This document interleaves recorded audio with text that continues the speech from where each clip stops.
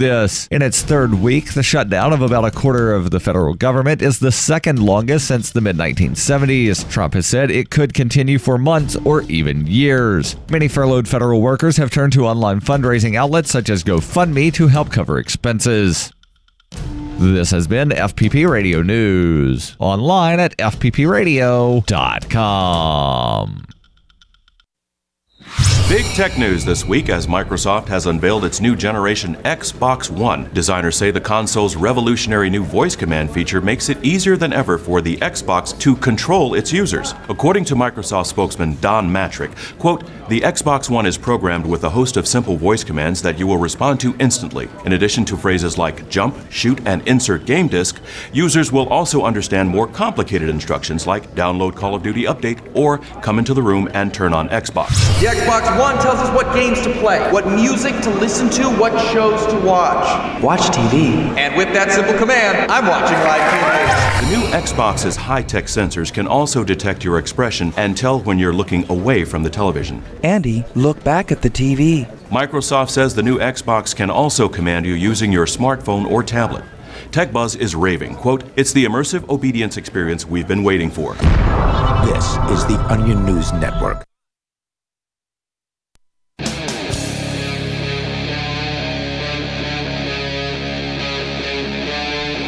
Free Talk Live.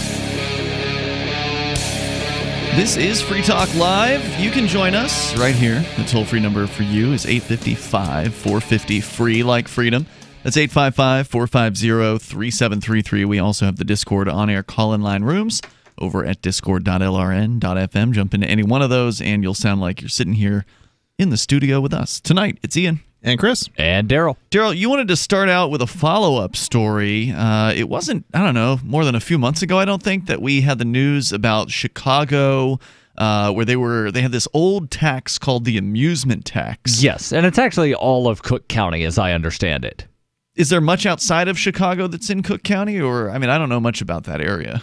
I know that there is something outside of Chicago that is in Cook County. Because I guess there's what they call Chicagoland, which is like... That's sort of the like, Chicago metro area. Yeah.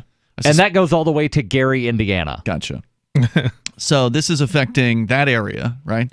The Chicagoland, Cook County amusement tax. The idea behind this, as I understand it, came from the early 20th century, if I recall correctly. Sounds right. And, you know, the idea was to tax people who are having fun.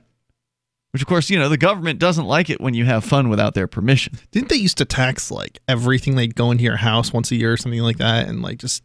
like know what you had. Yeah, like some kind of a possessions tax. Yeah. I've heard of those. I don't know which states or where. I think they got outlawed. Never heard of that. Something. Yeah, I've heard time ago. It's like a personal possessions. Yeah, it's something that goes way back, but I guess it went away. I don't know exactly when, but maybe in the 50s or something. I think people within our lifetimes that we've known, would have known of the tax. I don't know if it went collected, but if it went away, and possessions tax isn't the right term for it. There's a different. I think they called it like a property tax. Yeah, that's it. Property tax. It's weird because when we think of property tax, we usually think of but not real estate. Real estate, yeah, not so the other kind of property. Not like tangible like objects that you might have around the house. I think those still exist. I know that there are some states that, as part of the vehicle registration, they include what is referred to as a property tax on the vehicle registration. Yeah. Right. So I think that these, I don't know if these have gone away as much as maybe they're just not enforced. I wonder about that, Chris, because I know I've heard about this particular tax within the last decade of doing the show. There was some sort of ruling. I don't know, like if it was at. I would guess it would have been at like the Supreme or the federal level. But I don't really know enough about it to go into any detail. Well, if anybody does, if you still have one of these so-called property taxes, because there's those taxes where, like if you live in Maine and you go shopping in New Hampshire, Maine wants you to voluntarily pay them a sales tax for all the things that you legally purchased. it's a use tax. That's one time, not every year. You're saying every year. Yeah, No, I wasn't saying that was a property tax. I'm just saying there's certain taxes they're just not good at enforcing. They have no way of doing it. It's my understanding that it was widespread at one time. Yeah. So it's the fact that it's basically unheard of now. Yeah, I'm pretty sure it's... Well, if you still have one of these property taxes where you live, if you want to give us a call, the toll-free number here is 855-450, free like freedom. Let's jump into the story here, Darryl. What's going on with this amusement tax now? Because last time they targeted Sony and Xbox, putting this tax onto those services. Xbox Live and PlayStation Online, they're saying, that's amusement. You've got to pay a tax. Netflix, you've got to pay a tax on that. And so they wanted these companies to collect that tax for them. And now, if you go to a strip club, you can't touch the girls, but somebody's getting screwed. The Cook County tax officials went to a strip club and slapped the owner with a $1.7 million bill. Whoa. Justifying the actions by claiming lap dances meet the definition of what is covered under the amusement tax. County tax officials say the figure is correct, adding that it covers taxes, interest, and penalties. But according to the owners of Polecat's Gentlemen's Club, the business is protected from the amusement tax because of a small venue exemption. Fee says that Illinois is big on amusement taxes, but while outside of the state, the tax paid on different forms of entertainment are relatively rare, Illinois has continuously grown the use of the penalty. From the late 1970s, when the taxes began to spread, to now, revenue tied to the entertainment services grew from $120 million to $6 billion nationwide. In 2015, Chicago ruled that the amusement tax should be expanded to cover everything from streaming services such as Netflix to sporting events. In no time, they would be coming for the gentlemen's clubs as well. Sure enough. Yeah, and they're going to actually be able to enforce this now that the Supreme Court has ruled that they can basically, go to businesses out of state and make them pay, even if they're not operating within the state. Hold on. So you're saying that Cook County can come into New Hampshire and tax people in New Hampshire for having fun? Businesses in New Hampshire that are streaming to people in Chicago. Yeah, that's not what they're talking about here. What they're talking about by expanding is they're just saying everything where somebody might have fun in Cook County is now subject to the amusement tax. Right. I get it, but like if we're talking about the gaming companies and Netflix and things like that. They weren't here we're able talking to specifically about strip clubs that are now being subject to the amusement tax. Right. You're not streaming lap dances on Twitch. Right. And some of these companies did go ahead and do what Cook County wanted them to. They are assessing the taxes. They're collecting them on behalf of Cook County. And, is there any obligation for them to do so? Couldn't Sony just basically tell Cook County to go pound sand and that they're not going to collect their taxes for them? Hey, we don't have a nexus there in Cook County. They eliminated the nexus doctrine, though, at the Supreme Court. So...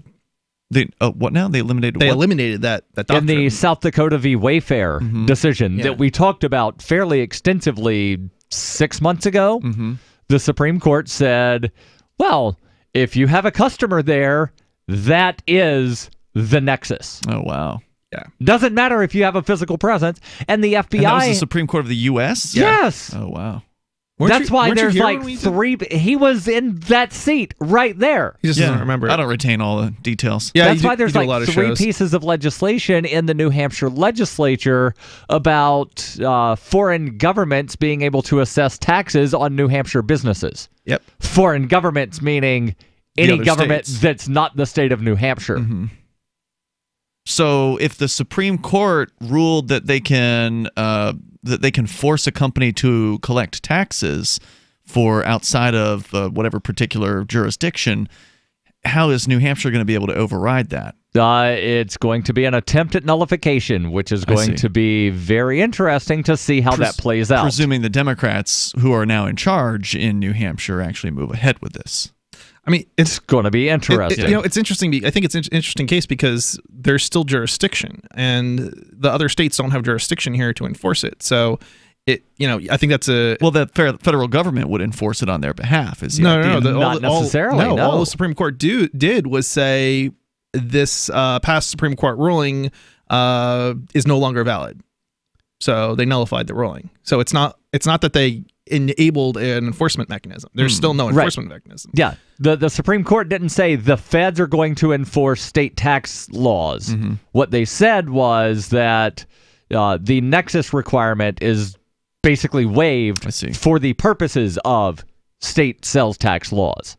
Yeah, so it's still interesting because it would seem to me that it still begs the question of, if there's no way for a state to enforce the law, even if they are aware that another business in another state is not collecting the tax and submitting it, they still have no way potentially to enforce it if the other state doesn't, it doesn't pass some sort of law or enable them to enforce it. I see. But again, this story here talking so Sony about could have stood up to them.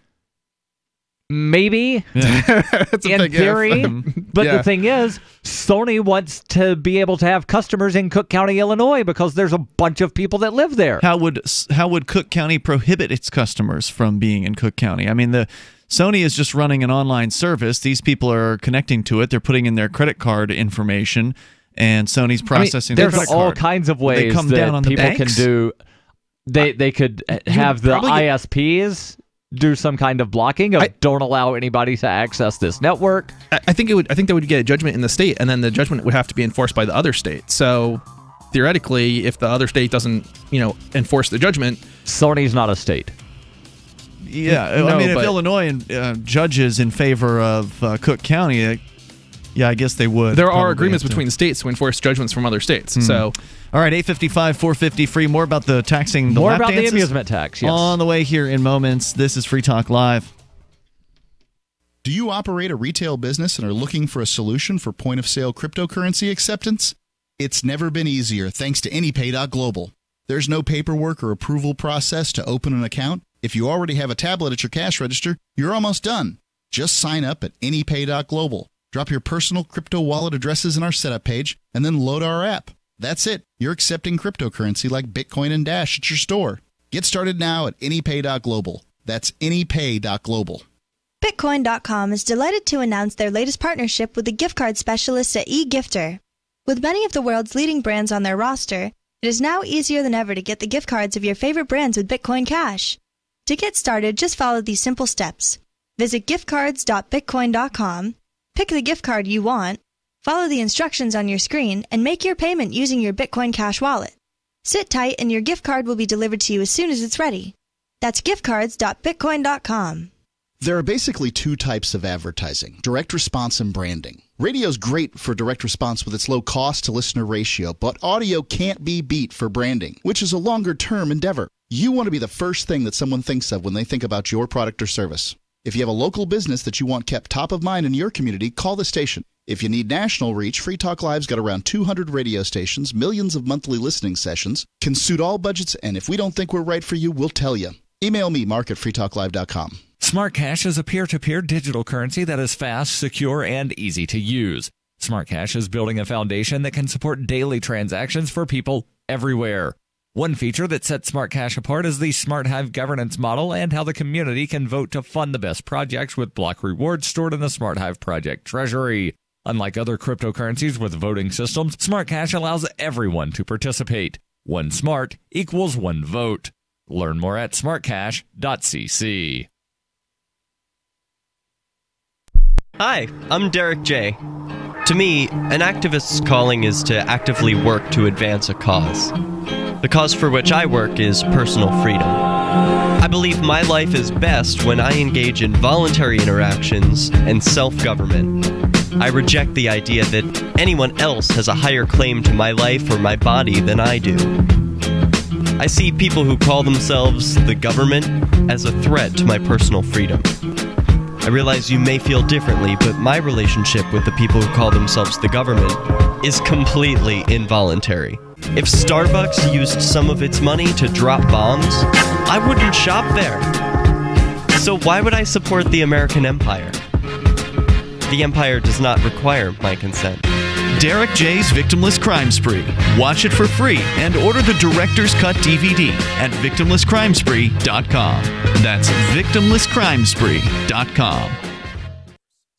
If you want to know the latest about Free Talk Live before we go on the air, all you need to decide is how you want it delivered. It's your choice. Visit news.freetalklive.com. You can get emailed announcements and participate in contests via our email updates list. Plus, we have a Twitter account that you can follow and a Facebook page where you can become a fan. So visit news.freetalklive.com to get news about Free Talk Live as soon as it's announced and the way you want it delivered at news.freetalklive.com. That's news.freetalklive.com. Looking for a great real estate investment? Consider New Hampshire, which is ground zero for the Liberty Movement. Your first call should be to Mark Worden from Porcupine Real Estate. He's more than just a real estate agent. He's your New Hampshire concierge. Where are the best places to live? Do you want farm, city, the burbs, or forest? Do you want a duplex or multifamily building so that renters pay your mortgage? There are homes in all price ranges in New Hampshire, and Mark can help with financing too. Invest in liberty and property. Mark Worden can help. PorcupineRealEstate.com.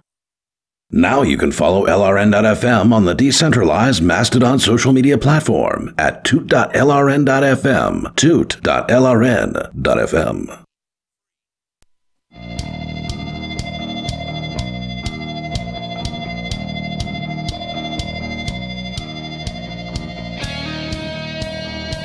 Free Talk Live, dial toll free and join us right here. Number's 855-450-FREE. That's 855-450-3733. We've also got the Discord on-air call-in line rooms over at discord.lrn.fm. Ian, Chris, and Darryl in the studio tonight.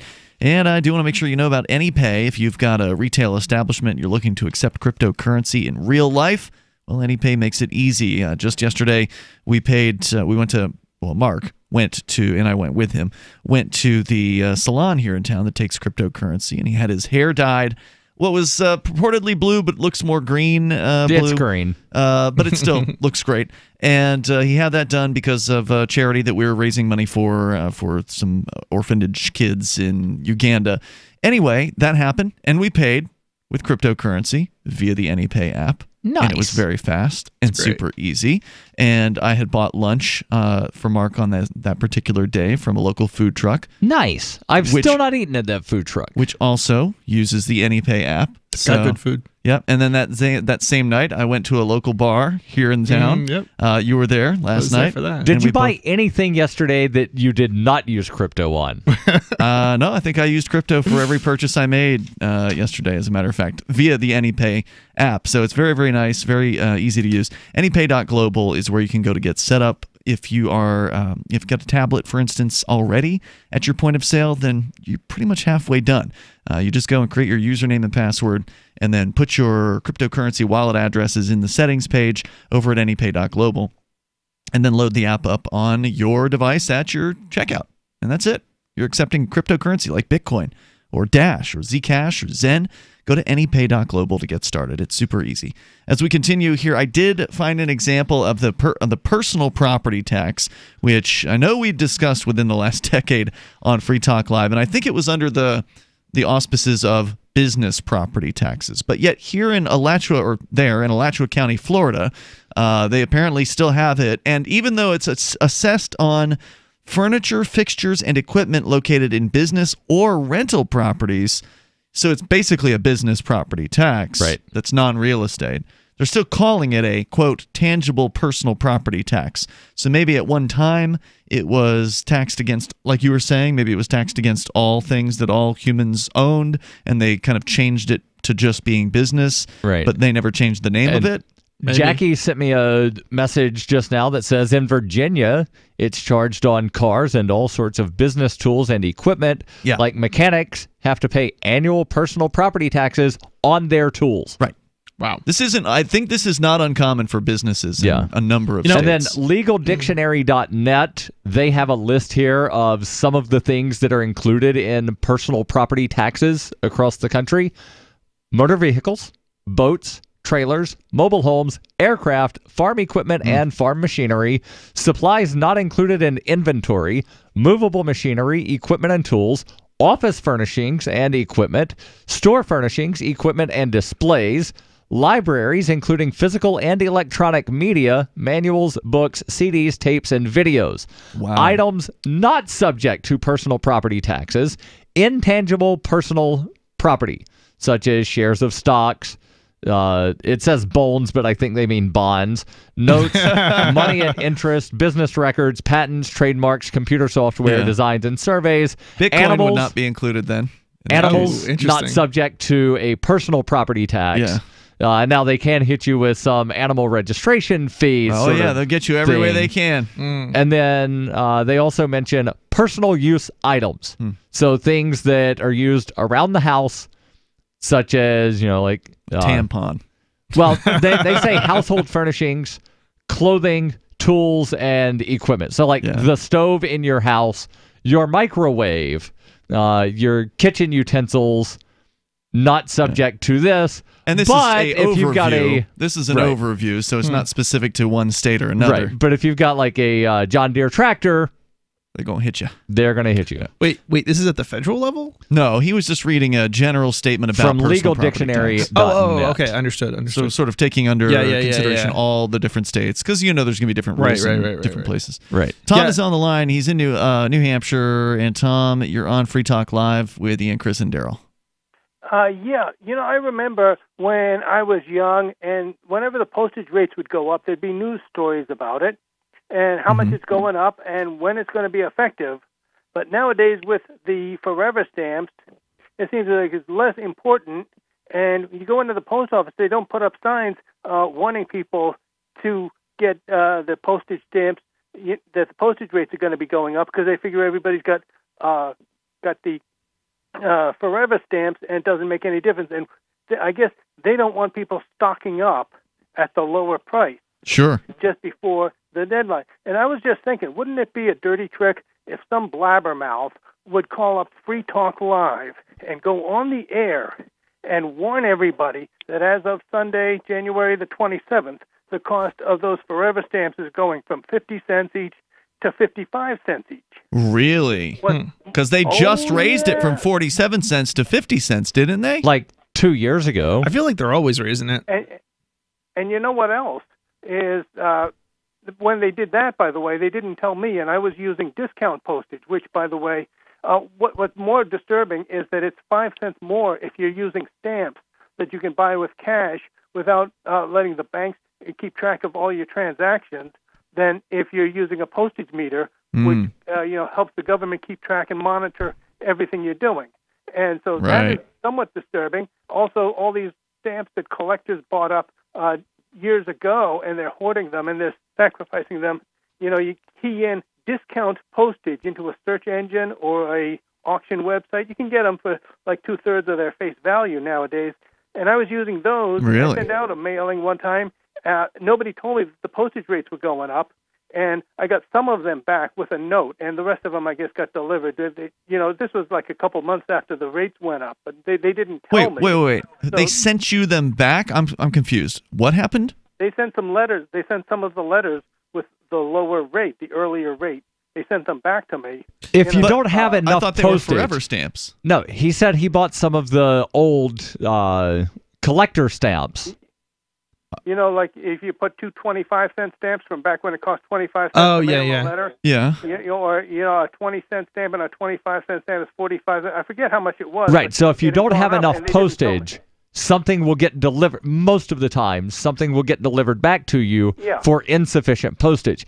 Every now and then, it might wind up going to the final destination with a note telling the recipient, you need to pay us 8 cents or whatever the difference of postage. But wait, are you saying that you put on, hold on, Tom, are you saying you put on 2 25-cent stamps and they still wouldn't deliver it even though it totaled the correct amount?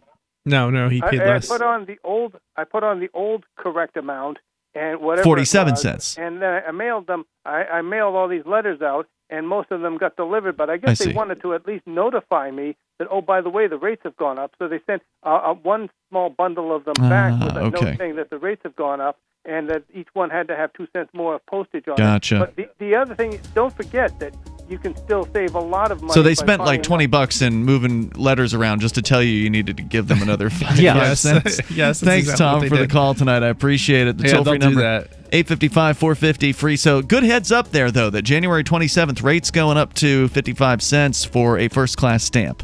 which is a 10% increase. Yeah, and then they're also bumping up the cost of package deliveries as well. More on the way, 855, 450 free. You can join us.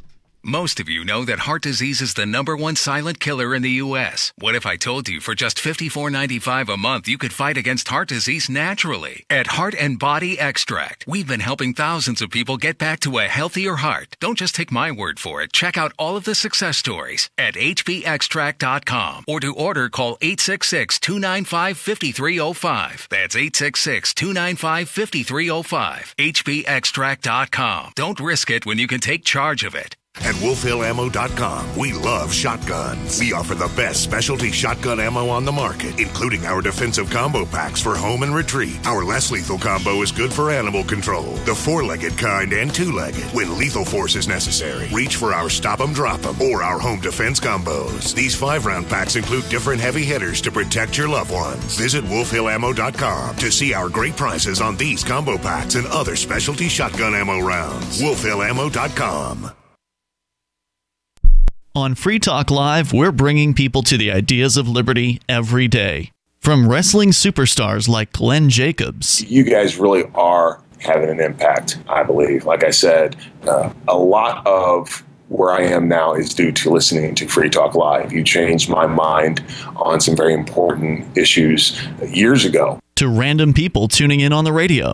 I was kind of stuck in the left-right paradigm. I heard your show by chance on a Saturday night. From there, I went on, joined the Free State Project, and become an amplifier. So, I mean, that's really the reason why I amp, is because I know that if it wasn't for you guys being on as many stations as you are, I never would have found the ideas of liberty. Your amp will directly change more lives by getting Free Talk Live in front of people looking for talk radio online and on the air. When you amp Free Talk Live, you get perks like access to the AMP-only Facebook group and AMP podcast. Visit amp.freetalklive.com. Are you tired of governments murdering people around the world? Stop using their money. There is an alternative. Bitcoin is a stateless, free market, non-political currency. Bitcoin cannot be inflated or controlled by any government. By using their money, you are helping the state. Stop doing it. You have an incredible alternative available now. Learn it, use it, spread it. Get started with Bitcoin at bitcoin.com. That's bitcoin.com. Some of you asked, and now we've delivered. LRN.FM's live Keene, New Hampshire studio shows are now streamed in HD on Twitch. Visit our channel at twitch.lrn.fm and give it a follow. If you have Amazon Prime, you get 1 free subscription on Twitch. If you use it on our channel, Twitch will give LRN.FM a monthly piece of your Prime subscription cost. So please watch, follow, share, and subscribe to twitch.lrn.fm. That's twitch.lrn.fm. The Free State Project has reached its goal of 20,000 liberty lovers who've pledged to move to New Hampshire and get active to achieve liberty in our lifetime. Perhaps you're trying to figure out what part of New Hampshire should be your destination. If so, consider Keene. You'll find more than 150 reasons to move to Keene at move.freekeene.com. Keene is famous for its historic, publicity-generating activism, as well as being the liberty media capital of the world. It's home to freekeene.com, New Hampshire's destination for liberty activism, news, and opinion. For years, we've been compiling over 150 reasons to move to Keene at move.freekeene.com, where you'll learn about some of what's happening here and what makes Keene a great place to live. If you love liberty, you'll probably enjoy anywhere you end up in the Shire. But do your due diligence first. Please visit move.freekeene.com for the full list of over 150 reasons to move to Keene. That's move.freekeene.com. This is the Liberty Radio Network, broadcasting the latest liberty-oriented audio content 24 hours a day at LRN.FM.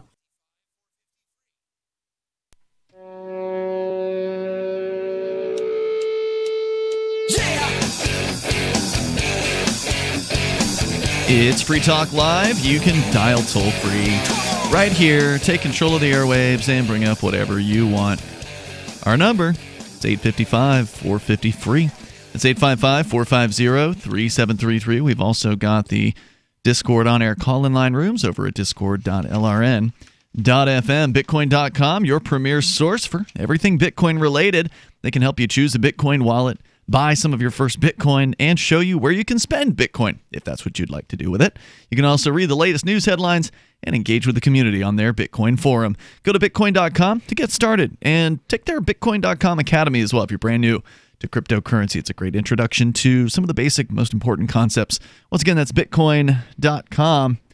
As we continue here, you can bring up anything that you want. We're going to get into this story a little bit more from Cook County, Illinois, which is one of the highest taxed counties, I believe, from my understanding, because it's Chicago. Right. So it's probably one of those places where if you're in the city of Chicago, I'm guessing they're probably like New York City, where there's probably a city income tax. There's definitely a state income tax. There's definitely a state income tax in Illinois. You never heard of that before? I've never heard of New a York city City income has tax. one. I'm just going to go out on a limb and basically everything in Pennsylvania has one as well. Really? Even little towns? Yes. Wow. Townships, counties. So there's. I'm aware when I lived in Pennsylvania, there was the obviously federal. You can't get away from that one if you're working a W-2 job. State, or actually the Commonwealth, the counties, and then the municipalities. I remember a headline. And each of them, you had to file a return at the end of the year. Wow. I bet you don't. Yeah. I bet you don't miss that. Now, there are other places, Alabama, where some of the counties will have what they call an occupational tax, which is effectively a local income tax, with the exception is that you don't file a return at the end of the year. So if the business didn't withhold the proper amount, then you don't have to make that up. Or if the business withheld too much, well, you're not getting a refund. Let's see here. I'm trying to determine whether or not there is a Chicago income tax. Yes. It looks like from there what might I'm be. seeing. I know some states Yes. are absolutely insane with sales taxes, where they have it at the city, county, and like state levels.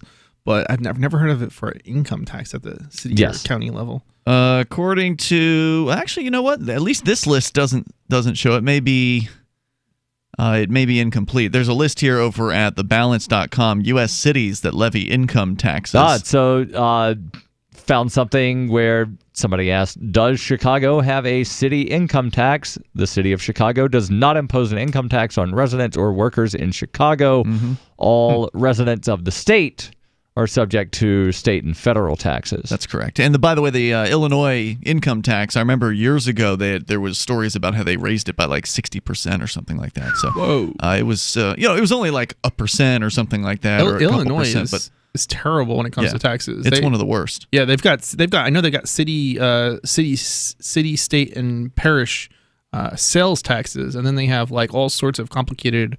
Illinois rules. doesn't have parishes. They have counties. I'm thinking Louisiana is parishes. Yeah, I'm thinking of Louisiana. But you used to have a business down in Louisiana. Yeah. I'm confusing states. These are all bad. I mean, they're all bad, and that's why we're talking about this antiquated, but yet now still ridiculously enforced, so-called amusement tax. Yes. In Cook County. I am not amused. Not only are they going after you if you're just trying to sit at home playing video games, but if you decide you want to go out, well, they're going to hit you if you go to the strip club. Yes, and the article here from The Advocates says in the past, Cook County was accused... Is this the Advocates for Self-Government? Yes. Okay.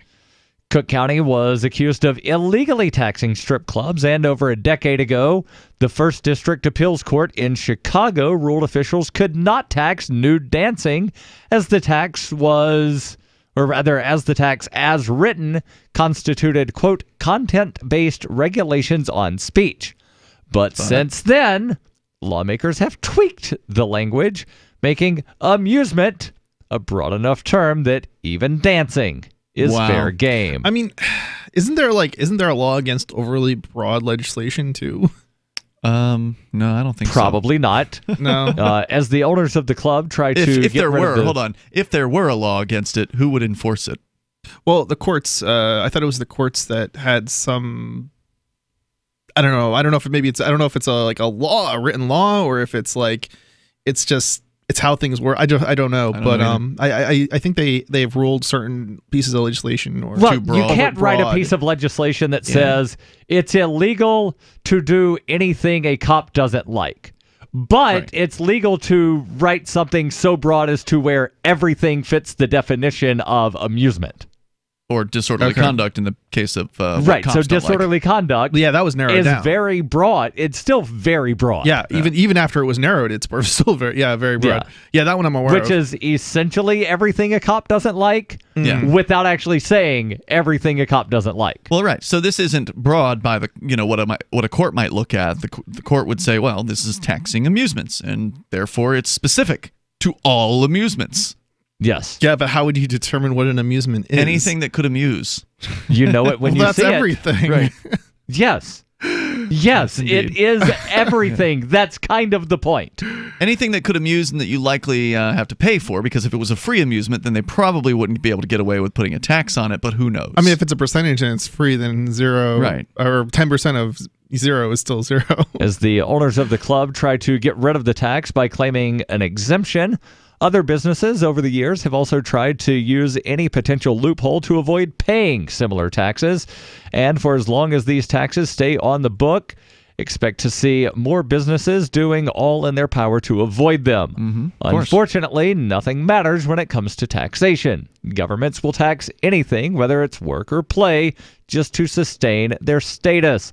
And because they do so, the common man has no power to stand in opposition to the abusive system. Well, that's not necessarily true. There are some examples of, business owner who has been willing to stand up against confiscatory and awful taxation and regulation, and usually it doesn't end well for them, but if they actually did stand up for themselves, they would have some level of influence. They would have some ability to have maybe some effect on the situation.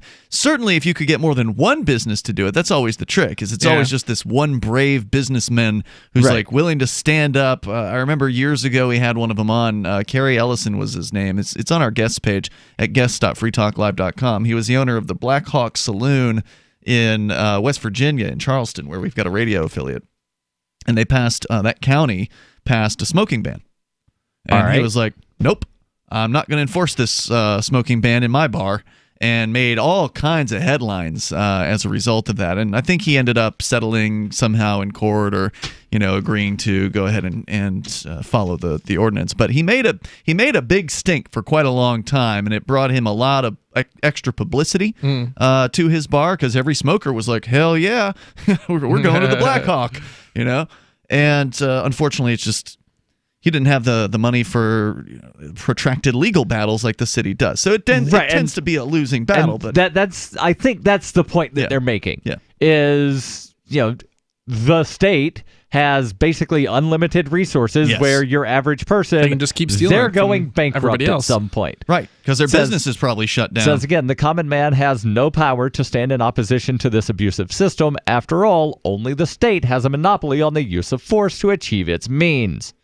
James Bovard once explained that government buys our support by giving us welfare, and that the more the voters receive in benefits, the more likely he or she is to vote for a living instead of actually working. Long before Bovard, Austrian economist Ludwig von Mises also elaborated on the subject, clarifying that once the majority of the voting population is on some kind of welfare, they will begin to demand the government to boost programs targeting people's earnings and wealth. Yep, that's true. The toll-free number tonight, 855-450-FREE. According to thebalance.com, several Michigan cities impose income taxes with rates ranging from 0.5% to 2.5%. Detroit is at 2.5% for its residents and 1.25% if you're a non-resident living in Detroit for the Detroit income tax. More coming up here in moments. Your calls and thoughts welcome. You can join us on Free Talk Live.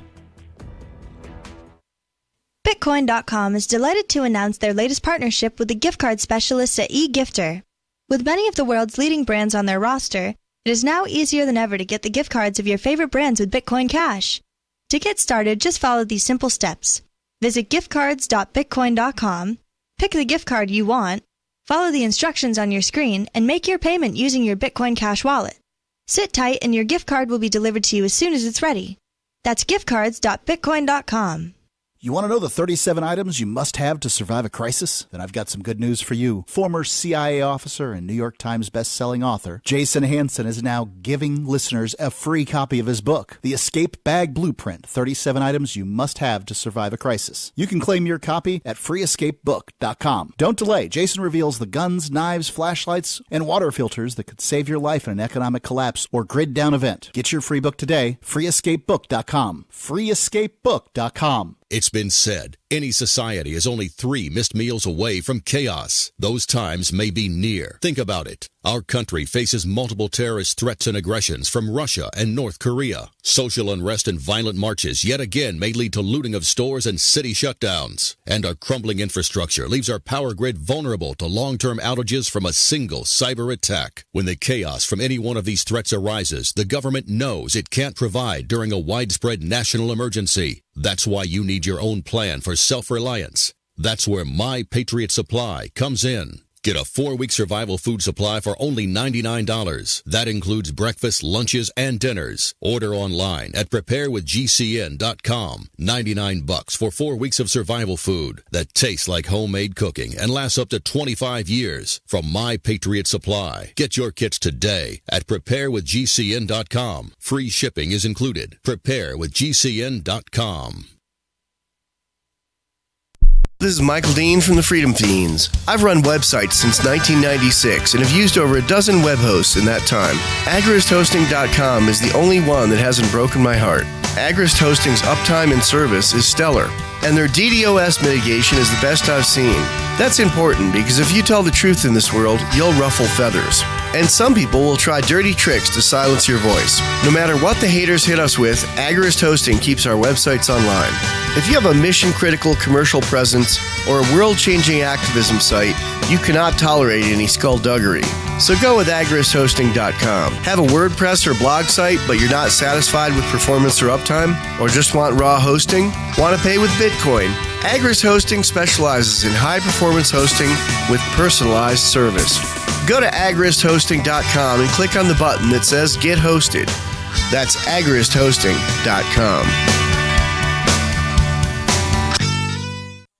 So you've heard all 3 hours of the latest episode of Free Talk Live, and you're still hungry for liberty-oriented audio content? Did you know that we have another 24/7 audio stream at LRN.FM? The Liberty Radio Network airs the latest episodes of some of the best liberty-oriented podcasts on the internet around the clock. In addition to recorded content, you'll also hear live shows like Free Talk Live, originating from our Keene, New Hampshire studio. So listen anytime at LRN.FM. That's LRN.FM. I love My Magic Mud. I drink a lot of coffee. I had stains on my teeth. Then I found My Magic Mud, and I was told it would remove stains. So I paid attention when I brushed the first time. My Magic Mud is black tooth powder, and the difference it made in my teeth in one application was noticeable. With 4, my teeth were as white as you normal folks out there. Please go to mymagicmud.com and buy a jar. There's 150 applications for $25. You can use Bitcoin, mymagicmud.com. You can sign up to receive the latest about the Liberty Radio Network via our email updates at updates.lrn.fm. That's updates.lrn.fm.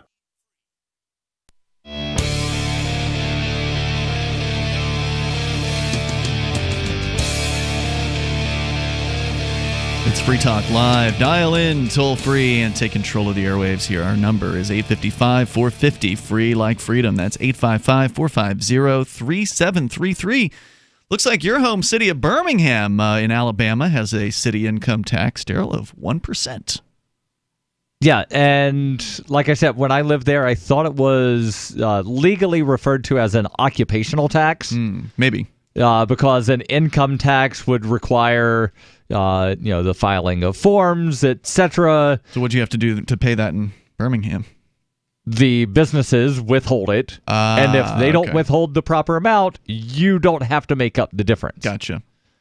So we're looking at some taxes here with the discussion that started this being out of Cook County, Illinois, who is now levying their so-called amusement tax against lap dances. Yes. And there's not much more to the piece. I think we can move on. But if you wanted to comment, you're certainly welcome to do that. Our toll-free number here is 855-450-FREE. That's 855-450-3733. Ian, Chris, and Darryl in the studio here tonight. And by the way, I do want to let you know about our Discord server. Not only is it a way that you can call into Free Talk Live and sound almost like you're sitting here in the studio with us, but it's also a way for you to chat basically 24/7 with other Free Talk Live listeners and other listeners of the LRN.FM, different rooms in which you can discuss different topics like cryptocurrency or New Hampshire or, gaming and others. And it's free. So go to discord.lrn.fm. Now, I did find something that I think might be what Chris was thinking about overly broad legislation being unconstitutional. There's two different doctrines. There's the overbreadth doctrine, that's with a D there. Right. And that applies specifically to First Amendment cases.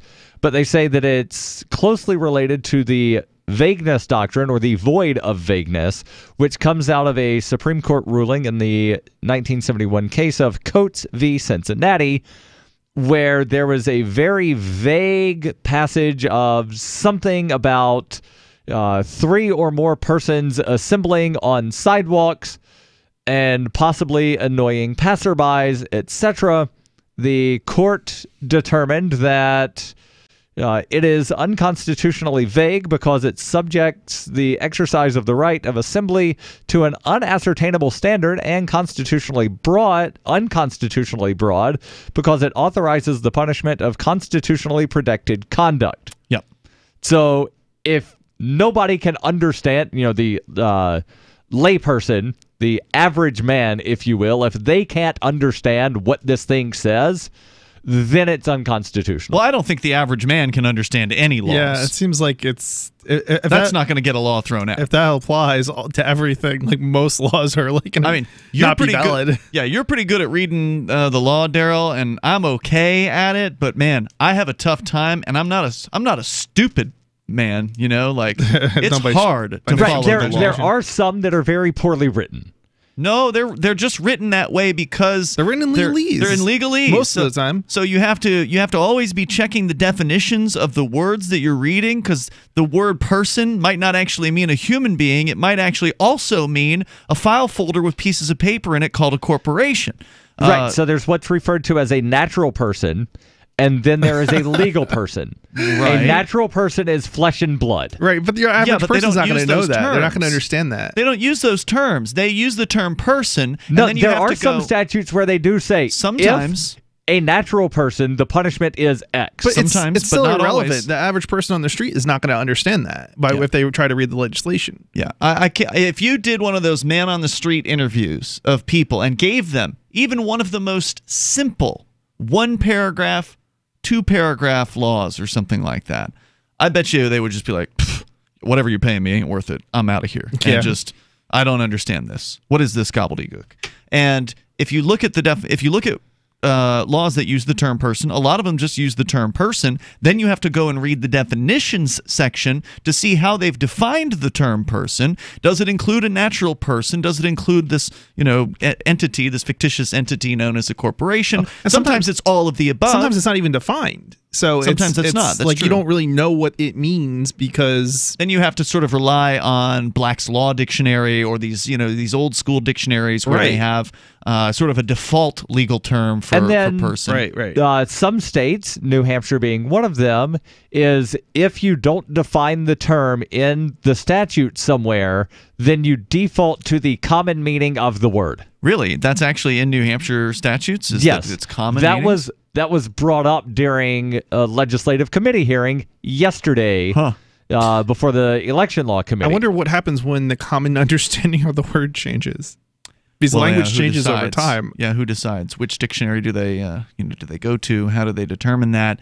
I don't know. Well, when there's confusion, luckily or unluckily, there's this thing called a court that people will go to. That's why there's a Massachusetts State Supreme Court ruling on the definition of sandwich and whether burrito is one. Right. And how much money and for did the they record, have to pay to get there? burrito is not a sandwich. Yeah, but how much money did whoever it was that took that case to Massachusetts Supreme Court have to pay attorneys and fees and court filings and all that just to make sure the court could make that determination? Good question. And the background on this, and I've actually read a good bit about that case. The background is there was a strip mall. I remember this and case. There was a sandwich shop, and a Qdoba was going to open up. And it was a question over exclusivity, right? Right. So the sandwich shop had exclusive right to sell sandwiches, and they're like, they're selling burritos, and that's kind of like a sandwich. And then they said, no, it's not. Sandwich requires 2 pieces of bread with filling in between. Yeah. So if it's a wrap, not a sandwich. Correct. And technically, if it's an open-faced sandwich, which some places do sell, legally, not a sandwich. Right. You have to cut it. You can't pick that up really very easily in a lot of cases. So you can bring up whatever you want here. The toll-free number is 855-450-FREE. On the way tonight, Chris, you're going to share with us a disturbing story about software patents coming back. And this is not good news, but in the other or in another related not good news story, Julian Assange is back in the news. Cassandra Fairbanks writing over at thegatewaypundit.com about what it was like to visit Julian Assange. The headline, exclusive, Julian Assange's living conditions deteriorate, more akin to Stasi-era dissident than an award-winning publisher with asylum. So it turns out, as you're going to hear in this story, the founder and the publisher over at WikiLeaks, one of the most important websites, I think, probably in our lifetime, is under a bizarre level of surveillance and, just constant ever-presence by the Ecuadorian state. Now, he is in their embassy, so, he kind of has to put up with whatever it is they want to subject him to. But what they're subjecting him to here even surprised a woman who has visited people in federal prison, she says. His current living conditions and this was published just yesterday. The embassy, by the way, is a flat. It's an apartment, basically, yeah. Yes. And not the entire apartment building. Just an apartment. 1 unit. In the Embassy of Ecuador in London are more akin to those of a political dissident, not a journalist claiming political asylum from a country that once promised to protect his right to publish information. She says, I last visited Assange in March, days before the Ecuadorians placed the award-winning journalist in isolation for allegedly violating a draconian ban on all public political comments. So they told him, yeah, you can still stay here, but you can't be speaking out, which is disturbing. The isolation has since been mostly lifted, but I felt a sense of trepidation as I approached the embassy last Monday. The Ecuadorians, pressured by the United States, are widely believed to have grown hostile to Assange, so I didn't expect a warm welcome. I wasn't wrong. Things have changed a great deal since I last saw him. The surreal conditions are more invasive than visiting someone in a federal penitentiary, which I've done, by the way, she says, where you can at least speak privately, provided you aren't shouting and causing a scene. In order to visit the publisher last year, I simply organized it with him and his lawyer and went. This time, I was required to provide details about my social media, my employer, and my reason for visiting in advance of my arrival, and then hope to be approved. She has to provide this to the Ecuadorian embassy. If I wanted to bring my cell phone, I would have had to have provided the brand, model, serial number, IMEI number, and telephone number. Providing these details to a foreign nation with extreme surveillance seemed unwise, so I left the cell phone behind. The new protocol also states the embassy will keep a record of all visits made to Assange and the data that they provide. This information will then be sent to the Ecuadorian Ministry of Foreign Affairs and other undisclosed agencies. After receiving permission to visit, not something I was sure of by any means, I was given an authorization letter that I had to provide, along with my passport, at the door of the embassy before being allowed in. Once inside, we'll tell you the rest of how it went. Just to simply visit as a reporter to Julian Assange at the Ecuadorian embassy and how drastic the difference was from just early 2018. There's really a crackdown here, and we'll tell you more about it coming up. Toll-free number is 855-450-FREE. That's 855-450-3733. Hour 2 next. Free Talk Live. Marijuana has unleashed a green gold rush across our nation. It's creating $10.8 billion in new wealth a year. And every day, it's transforming more and more Americans into millionaires. In an historic event, former Speaker of the House John Boehner reveals how you could become one of them. Join him online for the American Cannabis Summit. Attendance is 100% free, but space is limited. To secure your spot, text JOIN to 76280. This event is the first of its kind ever. John Boehner and an esteemed panel will reveal which cannabis stocks are primed to deliver life-changing windfalls in the weeks and months ahead. Plus, they will show you how to become a cannabis angel investor, backing the hottest startups before they potentially become worth billions of dollars. To join American Cannabis Summit, text JOIN to 76280. Attendance is free. Text JOIN to 76280. Text JOIN to 76280.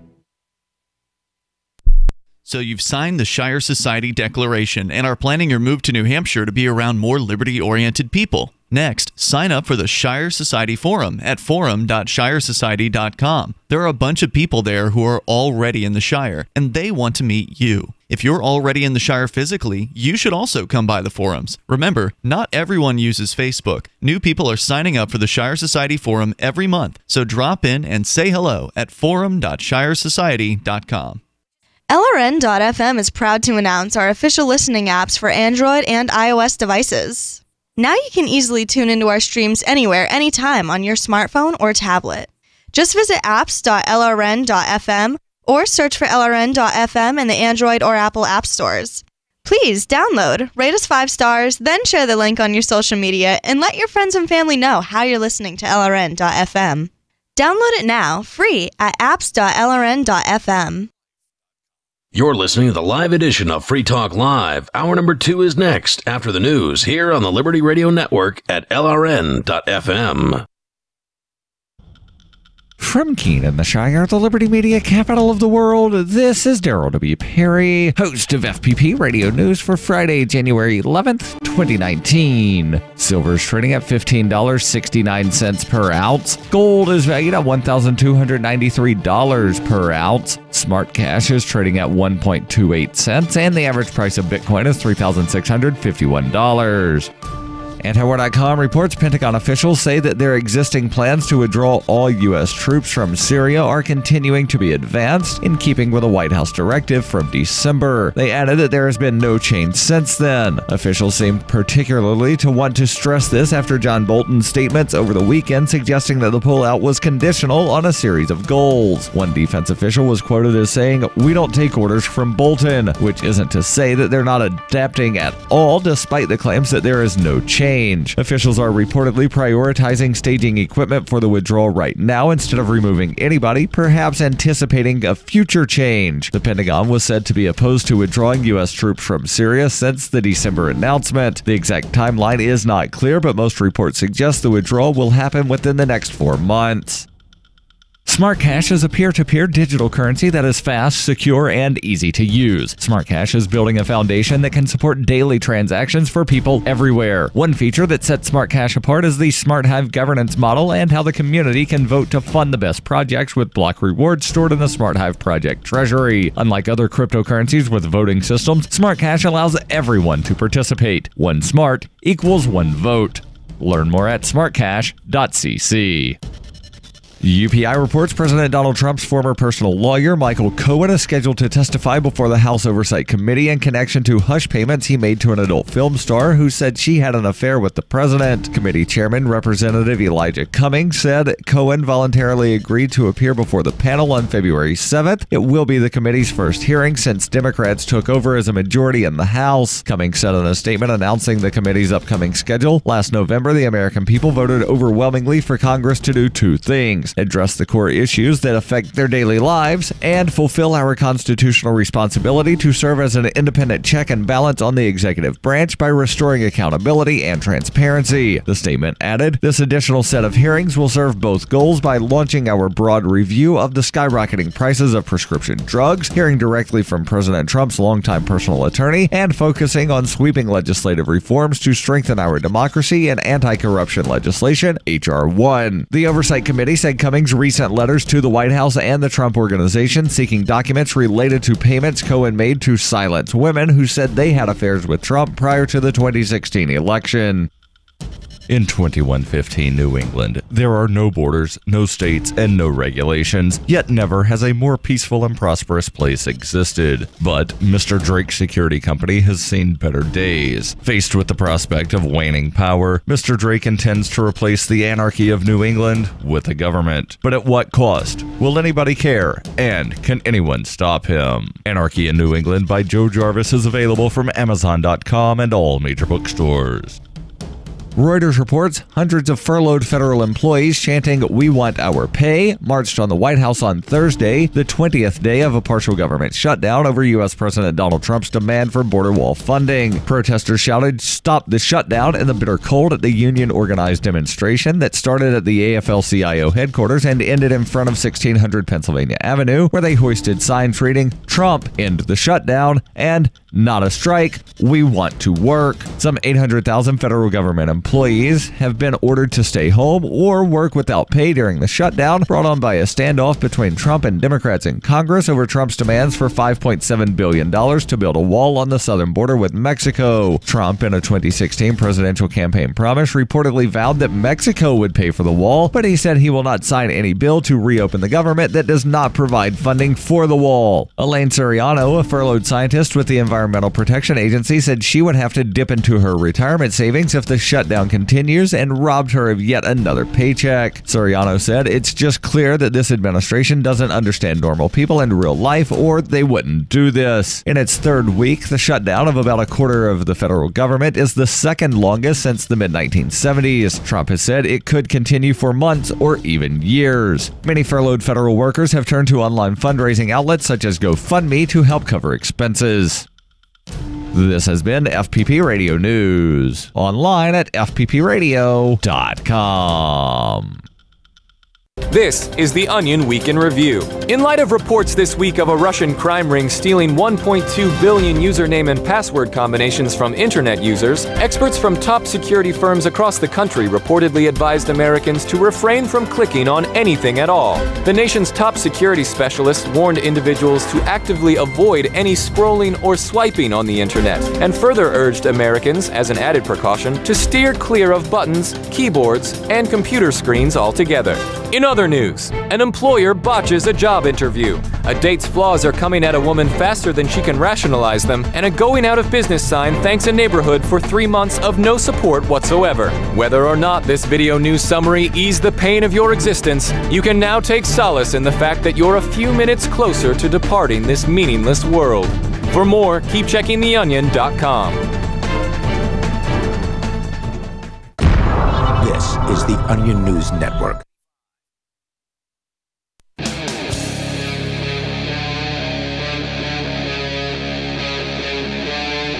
Free Talk Live. This is Free Talk Live. Dial in, toll free, and take control of the airwaves here. Our number, 855-450-FREE, as we launch into the second hour of the program. That's 855-450-3733. Also, we've got the Discord on-air call-in line rooms over at discord.lrn.fm. You can jump into one of those, and you'll sound almost like you're sitting here in the studio with us. And tonight, it's Ian. And Chris. And Darryl. Coming up, Chris, you'll be telling us about a disturbing story surrounding the idea of software patents, which apparently were a thing for a time. Then they stopped being a thing, and now they might be coming back. Yeah. So I don't know if they really stopped being a thing. All right, well, we'll get into it because I know Chris has... Partially. We're talking about pure software patents. We'll get into what that means because I don't know what a pure patent is versus a not-so-pure patent. We'll talk about all that coming up here tonight. But right now, we've been discussing what's going on with the holding of Julian Assange from WikiLeaks.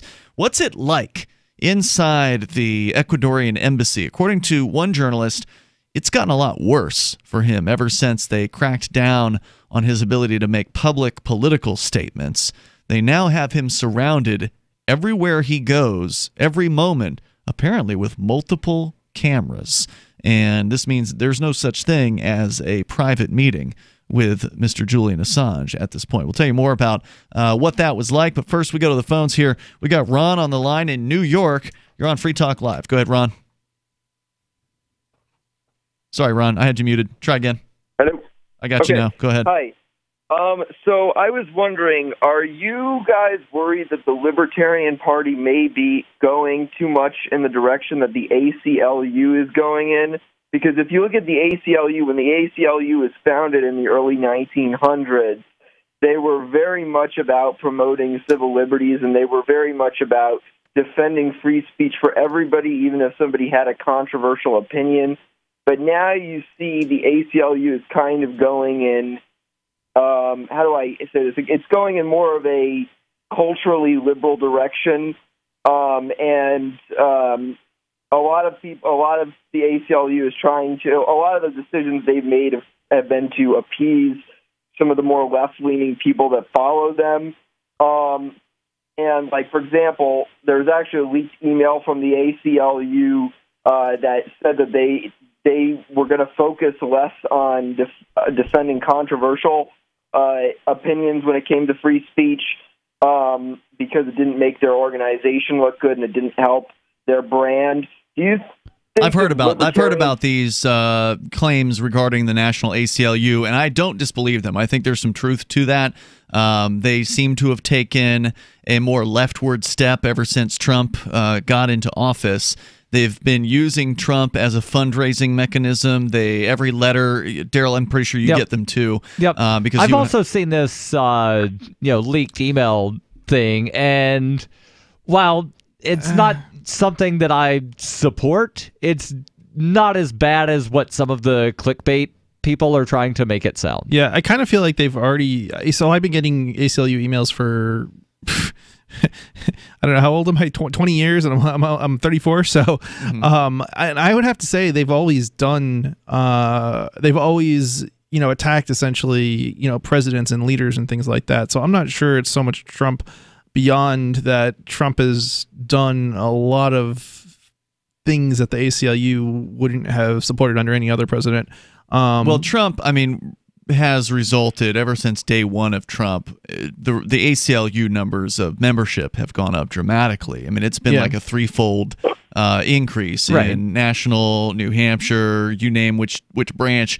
They're doing much better over the last 2 years because the ACLU has positioned itself very much against pretty much anything Trump. Right. So I want to find out more. Hold on. I want to find Trump out more. Trump has also been the cause of that. So I want to find out more what Ron's talking about, where he thinks the Libertarian Party is going the way of the ACLU. What makes you think that the Libertarian Party is somehow like making a hard left turn? Because I'm not seeing it. Well, first of all, you look at, I think I mentioned this when I was on your show before,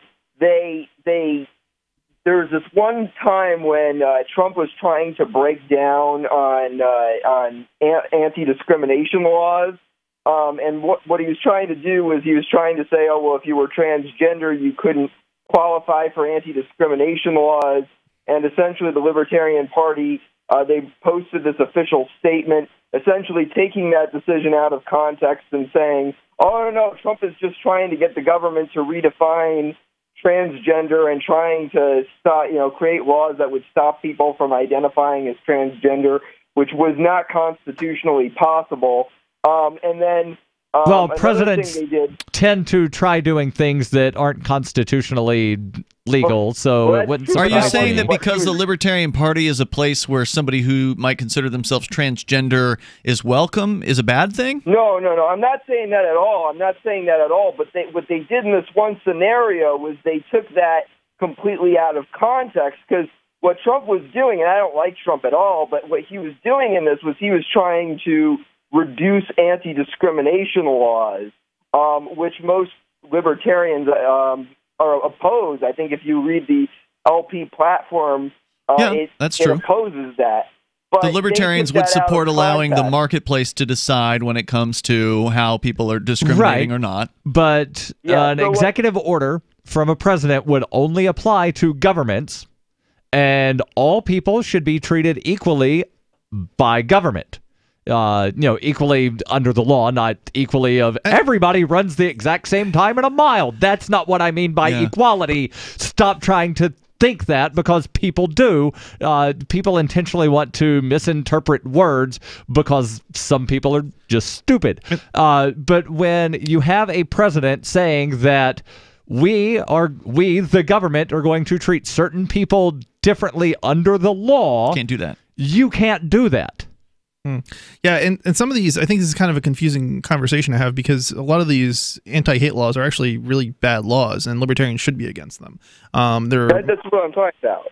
Because what he was trying to do was he was trying to change federal anti-discrimination laws so that wouldn't include transgender people, which most libertarians would agree that anti-hate laws are bad. Like, for example, with the one baker in Colorado who didn't want to serve the one gay couple, but then the Colorado government said, or the courts in Colorado said he had to, but then he brought it to the Supreme Court, and that got overturned. Yeah. So I've got an article here about what Trump was actually trying to do. He was trying to get the Department of Health and Human Service to define gender as either male or female. Mm-hmm. And that is something that, as defined, as what he wanted it defined as, is the genitalia the person is born with, and that cannot be changed. That's not something anybody should support if they claim to support liberty. Why? I don't even understand why the government shouldn't even be involved in any of this in the first place. That's why libertarians were opposing it. Well, I don't know, man, because look, while I support your ability to consider yourself whatever it is you want to consider yourself, the other side of this would be it's a government form. The form has to have options. There's also an argument that there should be fewer options. There are a bunch of states that are adding an option of X, which is other or undefined. Yeah, but they're not obligated to do that, right? Like, historically, gender has been male, female, and that's just kind of the way it's always been. Most cultures, there have been other cultures that have recognized 3 or 4 genders. Yeah, that's true. I didn't grow up in those cultures, so I don't know a whole lot about that. Nor did I. And there is also a third, like scientifically, there's a third possibility. So it's not like a hermaphrodite. Yeah, intersex. I'm not even talking about transgendered people. I'm talking about But that's not what he was trying to address in this particular case. Trump again. I don't think you can be for or against. I don't think an opinion on what a government form says determines whether somebody is or is not for or against liberty. You made a statement like you have to be for, more choices in order to be in favor of liberty. No, I said that if you want the Department of Health and Human Services to say that these are the 2 options and it's determined based on what's in your diaper when you're born, then that's a social conservative. That's not a libertarian. I don't think that's necessarily true, Darryl. A libertarian is somebody who believes in the non-aggression principle. You can be socially conservative. If you support the form in the first place, you're not a libertarian. There's more coming up here. Story. If you support the government in the first place, you're not a libertarian. More coming up. Smart Cash is a peer-to-peer digital currency that is fast, secure, and easy to use. Smart Cash also features smart rewards, a price stabilization mechanism, and a way to encourage long-term holding. Long-term holders are key to the project's success. You can earn smart rewards on any address for which you hold the private keys, which holds at least 1,000 smart for 1 month and does not make any outgoing transactions during that time. Smart rewards are distributed every 47,500 blocks to all eligible addresses. Learn more at smartcash.cc. You want to know the 37 items you must have to survive a crisis? Then I've got some good news for you. Former CIA officer and New York Times best-selling author Jason Hansen is now giving listeners a free copy of his book, The Escape Bag Blueprint, 37 Items You Must Have to Survive a Crisis. You can claim your copy at freeescapebook.com. Don't delay. Jason reveals the guns, knives, flashlights, and water filters that could save your life in an economic collapse or grid-down event. Get your free book today, freeescapebook.com. freeescapebook.com. There are basically 2 types of advertising, direct response and branding. Radio's great for direct response with its low cost to listener ratio, but audio can't be beat for branding, which is a longer term endeavor. You want to be the first thing that someone thinks of when they think about your product or service. If you have a local business that you want kept top of mind in your community, call the station. If you need national reach, Free Talk Live's got around 200 radio stations, millions of monthly listening sessions, can suit all budgets, and if we don't think we're right for you, we'll tell you. Email me, mark@freetalklive.com. Are you a cryptocurrency advocate? The Crypto Tip is the ideal outreach tool to help new people discover cryptocurrency. It's a printable business card-sized tip that you can give to service providers, preferably in addition to a good cash tip. When the server scans the QR code, it'll bring up an explanation of cryptocurrency, how to install a wallet, and allow them to claim the tip. If they don't claim the crypto, you get your tip refunded to you after a time period you specify. Plus, if they do claim the tip, you get an email alert. Create as many tips as you want at cryptotip.org. That's cryptotip.org. We have some good news. The indictments against Ross Ulbricht in the District of Maryland were dismissed with prejudice, meaning they can never be refiled. This is especially good because those indictments contain the only charge ever made that Ross engaged in murder for hire. This was a serious allegation that Ross Ulbricht denies. It was never prosecuted or ruled on by a jury, but was trumpeted by the federal government and the media as if it were proven fact. The Maryland court held these indictments for almost 5 years, poisoning Ross's case and leaving him under a cloud of unproven allegations. As explained in Ross's appeal to the Supreme Court, the fact that the judge used these allegations to give Ross a draconian sentence of double life without parole violated his Sixth Amendment right to a jury trial. Judges are required to issue sentences based on convictions decided by a jury, not unproven allegations never even charged at trial. Although this is a positive development, the dropped indictment will not set Ross free. Now, a presidential pardon is Ross's only hope of freedom. Sign the petition at freeross.org. freeross.org. There are lots of ways to listen to Free Talk Live. Our podcast has been around since podcasts began, and now the FTL feed is loaded with content besides our full show archives. Did you know that we make it easy for you to customize your podcast subscriptions? We have different feeds, one that includes only our full shows, one with just the Daily Digest, and one with just the Edgington Post. You decide what you listen to. It's quick and easy to customize your feeds at feeds.freetalklive.com. That's feeds.freetalklive.com. The new 4th edition of Healing Our World, The Compassion of Libertarianism, will take your understanding of liberty to a deeper level and has over 1,300 updated references, new cartoons, and a foreword by Dr. Ron Paul. With discounts for multiple book purchases, the 4th edition of Healing Our World is a great gift for the liberals, pragmatists, environmentalists, and Christians in your life who think libertarianism is cold-hearted. Get yours today at healing.freetalklive.com and use promo code FTL for a $5 discount. What's up next? Visit the Liberty Radio Network program guide to find out at shows.lrn.fm. That's shows.lrn.fm.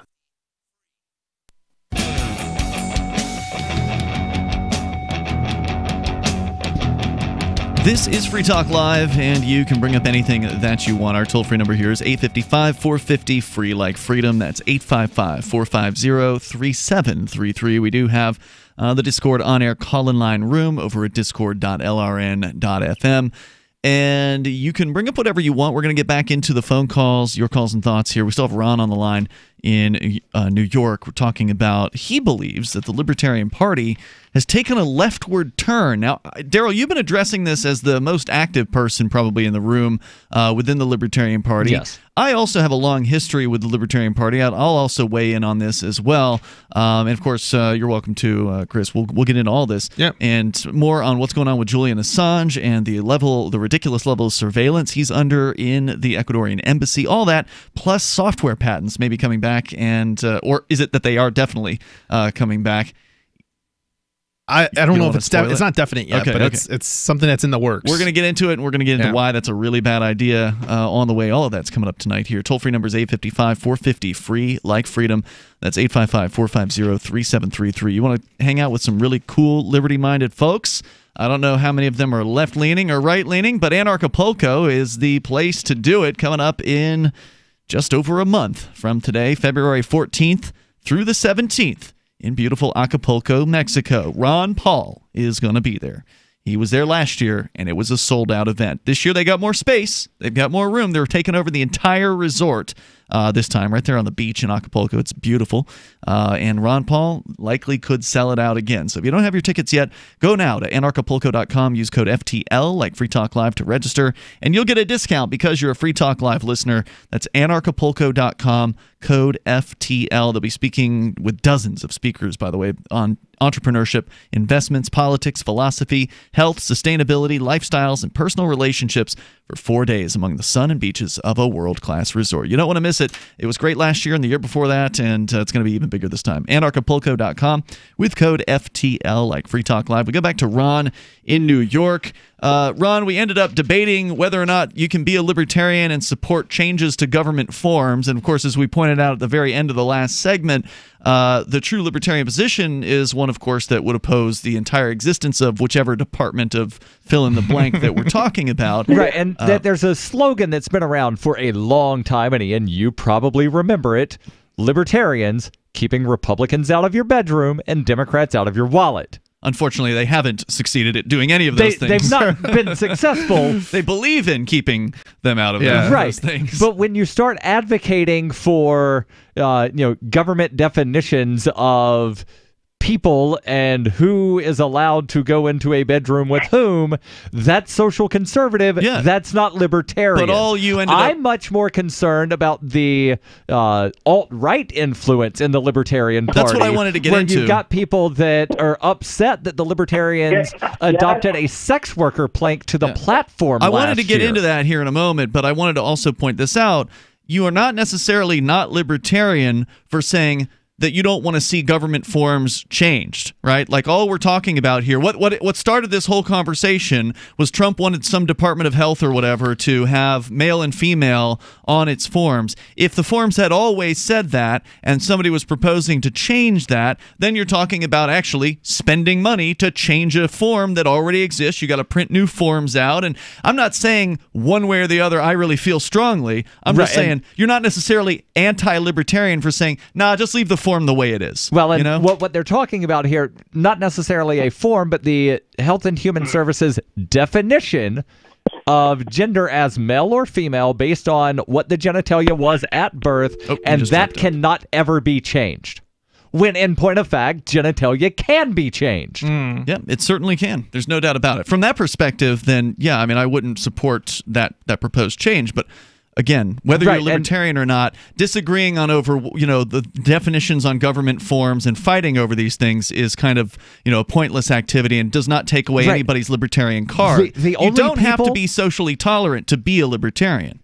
Wouldn't it really depend on what the impact of that was? I mean, if you add the option and it makes it there are less a lot oppressive. of things that libertarians in office have to kind of hold their nose and do. Right? Yeah, totally agree. So, for instance, the legalization of cannabis is going to come up yet again here this year in New Hampshire. Yep. And I'm telling you right now, it's not going to be a libertarian proposal. It's going to be a proposal that will create either a brand new, now I don't know if the language has been released completely yet. Not as of noon today when I looked last. Yeah, so it'll either create a brand new bureaucracy or give the Liquor Commission additional controls and powers. But ultimately, I think it's whether it's going to create more or less like oppression, basically. Well, that's why. So now we're talking about harm reduction. So a libertarian would but vote a libertarian for is going to vote for something that's going to do less harm reduction, regardless of whether more or not harm. You mean more harm reduction? Yeah, more harm reduction. The libertarians will likely. They're not there anymore, but if they were there as Libertarian Party members in the state house, they would likely vote for it while holding their nose and maybe objecting verbally to it, because ultimately, when you look at the total potential harm, okay, if we actually don't end up putting people or as many people in prison cells, then that's a more desirable outcome, even though the bill itself isn't a libertarian thing. So in some cases, you have to make these choices. So to answer your question, this is where I wanted to come from on this. And even though Ron's off the line, I, as an observer of the Libertarian Party for a long time, the national one I resigned from for more than a decade ago, but I've certainly still paid attention to who they've nominated for their presidential candidates. And to me, that's the biggest indicator that you don't have a problem with a leftist influence as much as you do a rightist influence in the party. You talk about alt-right, but just right in general, you've got these people coming in there supporting these former Republican governors like Gary Johnson and Bill Weld from New Mexico and Massachusetts, respectively. And I don't say respectively in any manner of actual respect. Right, people know what you mean. These guys they're terrible. They're terrible candidates. The only reason why they get support is because, well, they were in the government as a governor, and so therefore the libertarians who support them, who might be more libertarian, are of the viewpoint of, oh, well, these guys will give us legitimacy, the media will pay attention, that will get us more, donations or members or whatever. But the reality is there's a bunch of right-wingers that come into the convention every time, like for one day, and they vote for these guys, and then they leave because they don't really care about the rest of what goes on in the Libertarian Party. They just want to have their guy who's running for president. I was listening to a podcast a couple days ago where somebody that some people think is some kind of celebritarian had recently joined the Libertarian Party, and he was asked about, why he joined and, something about the platform. He said, I don't care about the platform. I just want to be able to show up at convention and vote for the presidential candidate. Wow. Well, at least he's honest for his motivations. Yeah. But that's what, I mean, if there was a leftist problem, then you would see like a major leftist political candidate, I think, having a chance. And I mean, Vermin Supreme would probably be the most leftist of all the political candidates for the Libertarian Party, and he got eliminated in the first round. He didn't even make it to the first round. Yeah, right. So, I mean, I love Vermin Supreme, and I would have probably supported him just on, the fact that he wears a boot on his head is hilarious. And at this point, a man with a boot on his head is a better candidate than Bill Weld and Gary Johnson. Oh, yeah. And they're pushing for this Bill Weld character to take the presidential nomination coming up in 2020. And, it's hard to imagine that somebody else will take it from him, but I hope they do. I honestly don't think he's going to run. He's so old.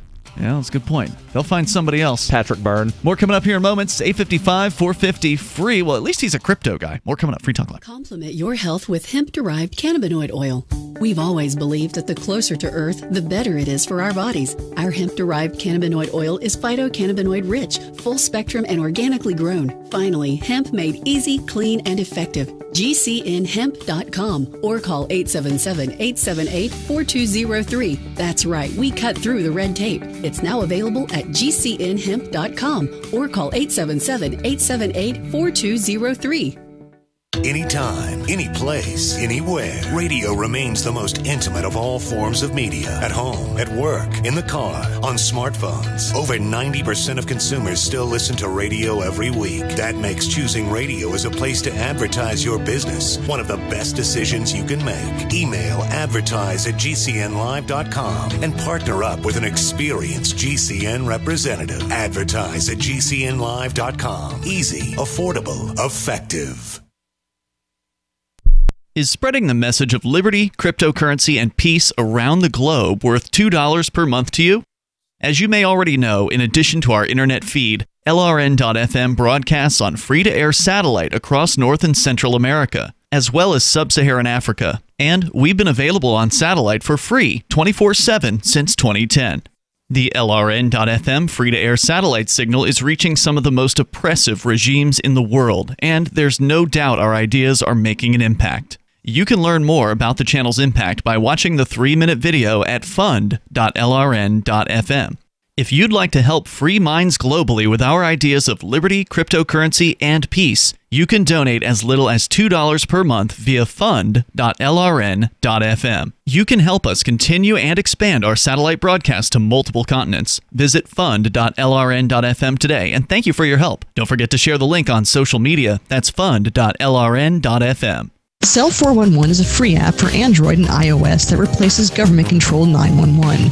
Cell 411 allows you to preset a group of friends or private organizations to show up at any emergency. Cell 411 is a nightmare for the state because it proves their so-called services aren't needed. Cell 411 has had thousands of installs, and of course it's covered by the BIPCOT no government license. Cell 411 because your friends won't shoot you when you're in trouble. Without the government, who would build the emergency services? You and Cell 411. Get it today at getcell411.com. LRN.FM now has a Discord. Discord is a free text and voice chat platform, and we now have our own server with a bunch of channels at discord.lrn.fm. You can join other listeners as they chat about various things during our live shows, or anytime, day or night. Discord software is available cross-platform, so you can have it on whatever device you want and take your chats anywhere. Join our Discord at discord.lrn.fm. That's discord.lrn.fm.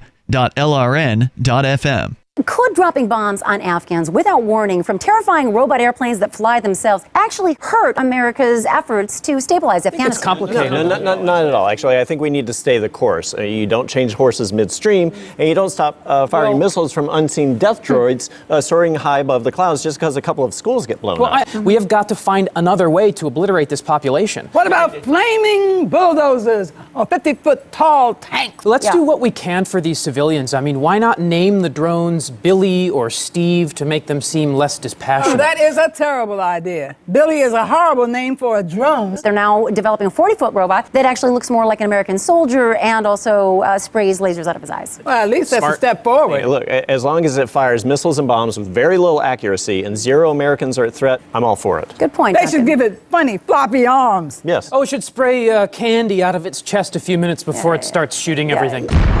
This is the Onion News Network. Join the LRN.FM Discord for live chat 24/7 at discord.lrn.fm. That's discord.lrn.fm.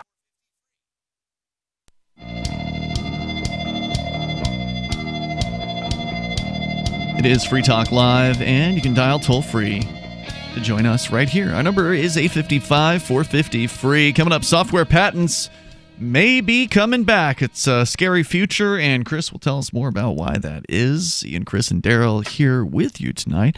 And don't forget, you can join us online anytime you want over at freetalklive.com. We have social media, and you can follow us on the platform of your preference. We got Twitter over at twitter.freetalklive.com. All the tweets. We also have the Mastodon decentralized platform, which all the toots is called Tooting, toot.freetalklive.com. That's toot.freetalklive.com. It's a much better platform than Twitter because it's decentralized, therefore protected against some crazed CEO or whatever department at Twitter. But anyway, you got those two to choose from, and also Telegram over at telegram.freetalklive.com. You decide how you want to follow the posts, and you usually get show prep from us, the stuff that we've been talking about on the air, that kind of thing, or maybe a notice if we're going to go live on Twitch, with an after show or something like that.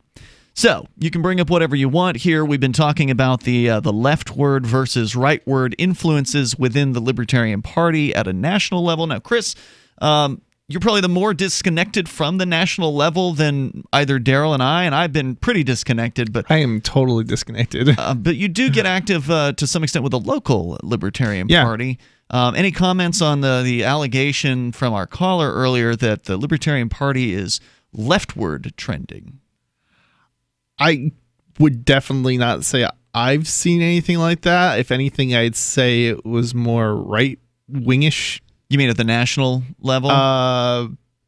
Because here they're pretty principled. Here the Libertarians. Yeah, I mean, I don't know. I mean, I don't know about the national level. I just think in general, I've encountered a lot more. You think even in New Hampshire? Even in New Hampshire, I would say. I'm not saying there's a lot of right-wing people. I'm just saying, relative to how many left-wing people have I come that they say they're libertarian, I can't say I've seen a whole lot. Are you talking about party members? Or just people who self-describe as I'm a libertarian? People who self-describe maybe as a libertarian. So that's different. I mean, right? So his question was specifically about the party because... Well, his question was, I think, more pointed at whoever sent out the press release, that would be which the Libertarian would probably be the chairman or the communications director. Sure. And I know that a lot of conservatives are upset with the National Party chair because he said a thing about Tom Woods, and he recently tweeted at Jeffrey Tucker. Jeffrey Tucker recently posted on Twitter, the TSA should be privatized. Nick Sarwark, party chair, tweeted at Jeffrey Tucker, you misspelled abolished. And that got conservatives upset. Wow. Because he dared say something to Jeffrey Tucker. What's the problem with Jeffrey Tucker? Is he a leftist from their perspective? Is that the idea? You can't even talk to Jeffrey Tucker or else you're on the left? No. Tucker is like one of the he's one of the Mises guys. Like, I know he's not with Mises anymore. Yeah. But he's still viewed as one of the Mises guys. Is that supposed to be on the left? No, that's on the right. So why are the conservatives mad about it? Because you can't dare say anything to one of our heroes. You don't get to correct the conservative hero. Oh, you're saying Tucker's a conservative hero. You're a leftist because you corrected my hero. It's so confusing to me, Darryl, because, like, I don't get involved in the inner workings of who believes what about who. Like, Jeffrey Tucker has never really rung to me as a real conservative kind of guy. I mean, yeah, he dresses in a suit, but right. He was with. But he occasionally writes for the Mises Institute, and he used to be a fellow. He was rooming with a dude at Anarchapulco. I mean, I don't know if that's like the most conservative thing. I'm not saying they were, getting funky or anything like that, but I mean, he's never really seemed to be. I mean, he's prim and proper, but he certainly doesn't seem to be a conservative in his attitude. I guess I don't know. Right, but he's viewed by the rightist as a conservative hero, as this conservative hero guy. Huh. Okay, well, and anyway. you can't dare say anything to Tom Woods or Jeffrey Tucker or Ben Shapiro or any of these people on the right. We're going to talk to Jackie calling from next door. You're on Free Talk Live. Hello, Jackie. Hi, Hey, the call Jackie. is coming from inside the house. Hello, Jackie. Yes, I would say just because they were former Republicans doesn't mean that Gary Johnson and Bill Weld were right-wingers. Keep in mind that Bill Weld didn't get his appointment to be ambassador to Mexico back in the 90s because he was in favor of gay marriage and marijuana legalization and was pro-choice. Well, look, was Weld always is from a very liberal Massachusetts. Republican. Yeah, I mean, Weld is from Massachusetts, which is really all you need to know about why he's terrible. As soon as I heard that Weld was from a governor from Massachusetts, I'm like, I don't care whether he was a Democratic governor or a Republican governor, he's awful. Yeah, but I would not say Oh, so you agree. just Good to because know. now Bob Barr in 2008, that was definitely a right-wing incursion into the LP. But Gary Johnson was always a fairly liberal Republican, and Bill Weld is These an are even strange more terms. liberal Republican. Liberal I would Republicans. say they are more left-wing than a That's lot of other basically Libertarian centrist. candidates have been. Liberal Republican is basically a centrist. No, well, or depending on how radical they are, a Libertarian. They are authoritarians all the way. They want to. People like Weld want to tell you how to live. He didn't abolish the Massachusetts government. He didn't make the government smaller in Massachusetts. Massachusetts is one of the worst, most governmental. And didn't he sign in states. some gun control? Wouldn't surprise me if he Yeah, did. but I think here's the problem. You guys And he loves fundamentally Hillary. misunderstand what the strategic purpose is for the LP presidential nomination. You're telling me there was The LP strategy here? presidential I want to hear nominee this. Yeah, the LP presidential nominee's job is to recruit people. It is our number one recruitment tool. So we need to have somebody who is a credible candidate. Oh, wow. No, we who's need to going have get somebody media that coverage can so that more promote. people join. See, we don't I want don't to want appeal to people- just This is how you undermine the party. If you're trying to bring in No, people but who are not libertarian, what good is having a libertarian party? You might as well just Exactly. go and join the 'Cause we Democrats or get them in Republicans. the door and then you radicalize them. But that's Anyone not what's who's been already happening. That doesn't libertarian working. is going to Yeah. find us. That we doesn't need work. libertarian receptive people who are receptive. Like if Darryl Perry had been our nominee in 2016, and I love you, honey, but we would not have gotten nearly as much votes or publicity. We I would have disagree. been ignored because Disagree. the average person You could have put a Like, I monkey love you very flinging much, poop but you on the would not- stage as a libertarian candidate in 2016, and the monkey would have done Jackie's- just as well as Gary Johnson. I think Jackie's right No, about I publicity, disagree. but if the message is wrong, it's not a libertarian message, which it wasn't, I think, in this case. What's the point? What's the purpose? It How many undermines people our do you know efforts. join the Libertarian Party and become? Do people typically join the LP, start hanging out with libertarians, and become more statist or more libertarian over time? They become more libertarian. The idea is get them in the door. Yeah, that and used then to be we true when the radicalize Libertarian them. Party was Well, to actually get those libertarian. people in. No, you're right. That was true at a time when the libertarians were actually running real libertarian candidates and the party was loaded up with real libertarians. Now you've got a bunch of false libertarians who've joined the party, so all you're going to do is have a bunch of people who liked some things that Gary Johnson said, which weren't particularly libertarian. People in the party that got upset that the platform was amended to include a plank about sex worker rights.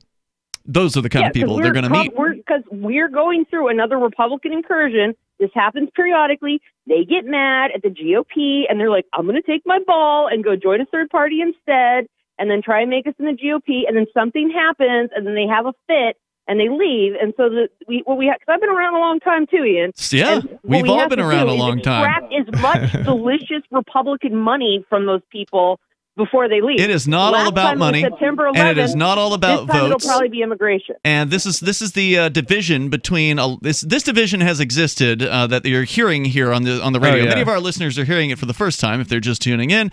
But this division within the Libertarians has existed for a long time, from as back as far as I can remember, where one side of the party, like you, Jackie, has been saying we need to water down the message so we can attract more people and get more money, and the other side has been saying no, the Libertarian Party, and this goes all the way back to the founding of the party, from what I understand, the Libertarian Party was supposed to exist to promulgate the ideas of liberty, and thank you for the call, Jackie, to promulgate the principles of liberty, the non-aggression principle, to make it so people can understand that, so they can encounter that message, understand that concept, then come on board. Now, they may not be perfectly understanding it when they come on, and that's where, they will come closer over time. More coming up. Hello, I'm Mike Lindell, the inventor of MyPillow, and like all of you out there, I had problems sleeping. Pillows would go flat, I would flip-flop all night long, I would wake up with a sore neck, maybe a headache, or feel like I needed a nap even though I slept 8 hours. When I invented MyPillow, I wanted it to where you can move the patented fill to give you the exact support you need as an individual, regardless of sleep position.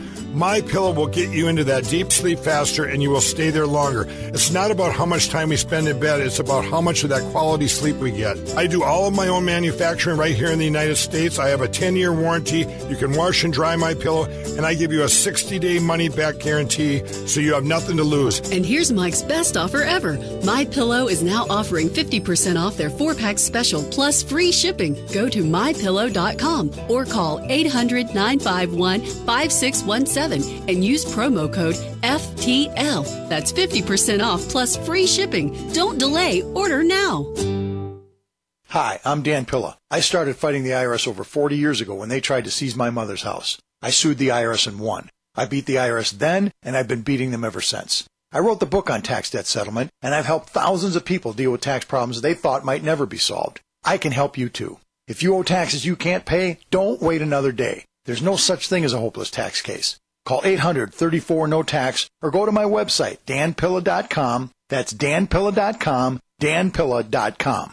A doctor's office visit for erectile dysfunction on my smartphone? That's crazy. No, that's the bestedpill.com. ED can affect 40% of men by age 40. Now there's a 95% less expensive option than Viagra. After a live confidential video consult with a fully licensed doctor, we ship medicines fast, free, and direct in discreet packaging. Read thousands of 5-star reviews. Click thebestedpill.com. That's THE bestedpill.com, the online doctor's office. Since time began, tyrants have taken aim at personal liberties. Now there's a movie that aims back. The government has no more right to tell us what to put in our bodies than they have to take our guns or tell us what books we can read. 6 drug police were eaten by bears while raiding a marijuana farm. On your knees, you dirty hippies! Jesus. On your knees! What's the problem, officer? Today, many cops who enforce pot laws do so only because it provides them with cushy jobs, good benefits, and a chance to push people around. I was an undercover narcotics officer. The drug war is nothing but a farce. The Second Amendment says you gotta keep you and your gat intact. Guns and Weed, The Road to Freedom. A film by Michael W. Dean and Nima Vadati. DVD available now at gunsandweed.com or on Amazon. That's gunsandweed.com. Makes the perfect gift. Remember, that's gunsandweed.com. The LRN.FM social media channels have been revamped. We've eliminated Facebook and focused on other platforms like Twitter and Mastodon, the decentralized alternative to Twitter. On our accounts, you'll find posts from multiple LRN.FM show hosts together in one place. Follow us on Twitter at twitter.lrn.fm, or better yet, move to the decentralized Mastodon social media platform at toot.lrn.fm, toot.lrn.fm. I think you'll like it. We've all heard about blockchain assets like Dogecoin, Ether, and Ripple. Bitcoin isn't the only player in the blockchain game any longer. And for those of us wondering how to get our hands on these digital assets, finally, there's a solution. Shapeshift.io allows you to buy and sell between your digital assets and Bitcoin instantly between your own digital wallets. I've used it with ease. Shapeshift.io. There's no account or email address needed. You send them the crypto you want to sell. They send back the crypto you want to buy. It's that easy. Shapeshift.io. You're listening to the best liberty-oriented audio streamed around the clock, on the air and online. This is the Liberty Radio Network at LRN.FM.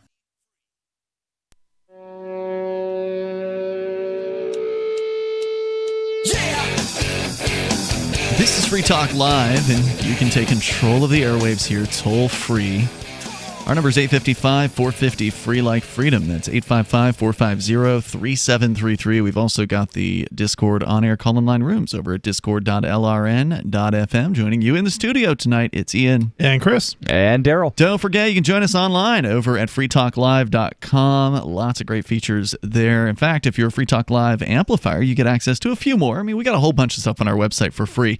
But folks like Ed Huff, who is a Free Talk Live Silver amplifier, get access to a few extra perks. In fact, you can learn about what those are, including our Facebook, AMP-only Facebook group. There's the supporters forums or the supporters chat rooms on our Discord server. You get a special Free Talk Live badge on our forum, and other things like the Free Talk Live Amplifier podcast over at amp.freetalklive.com. Get signed up there. It's $5 a month. You can do it with PayPal, credit card, and also Bitcoin BTC. So do like Ed Huff has done.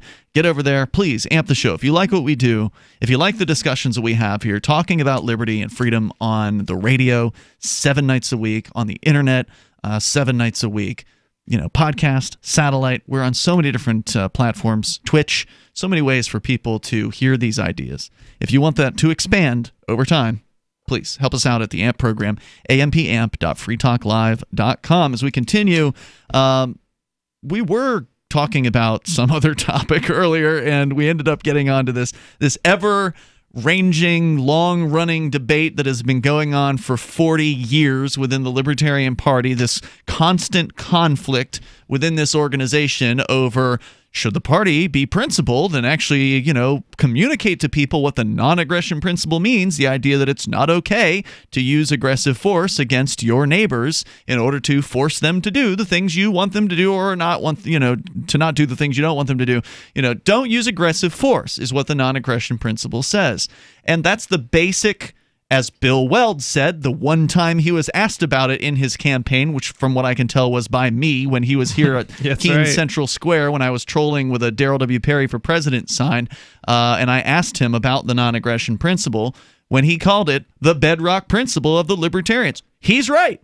That's what it is. And it's supposed to be what the Libertarian presidential candidates talk about. Yes. That's what, if you go back and you look at the Harry Brown campaigns in 1996 and 2000, he was really the last great Libertarian presidential candidate.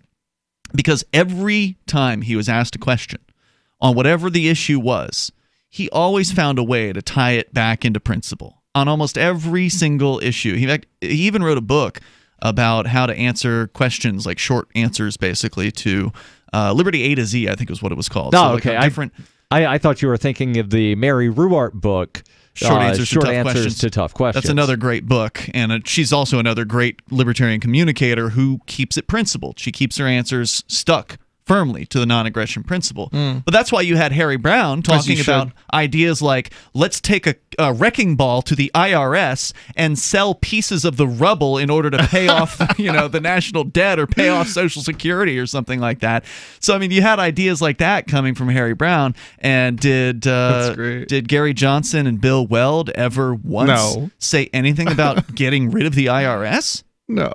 Not that I can think of, although I think Gary did say that if we adopt the smart tax, then we can, or the fair tax, we can get rid of the IRS and then have the states collect the taxes on behalf of the federal government. Insane, and not libertarian in any way, shape, or form.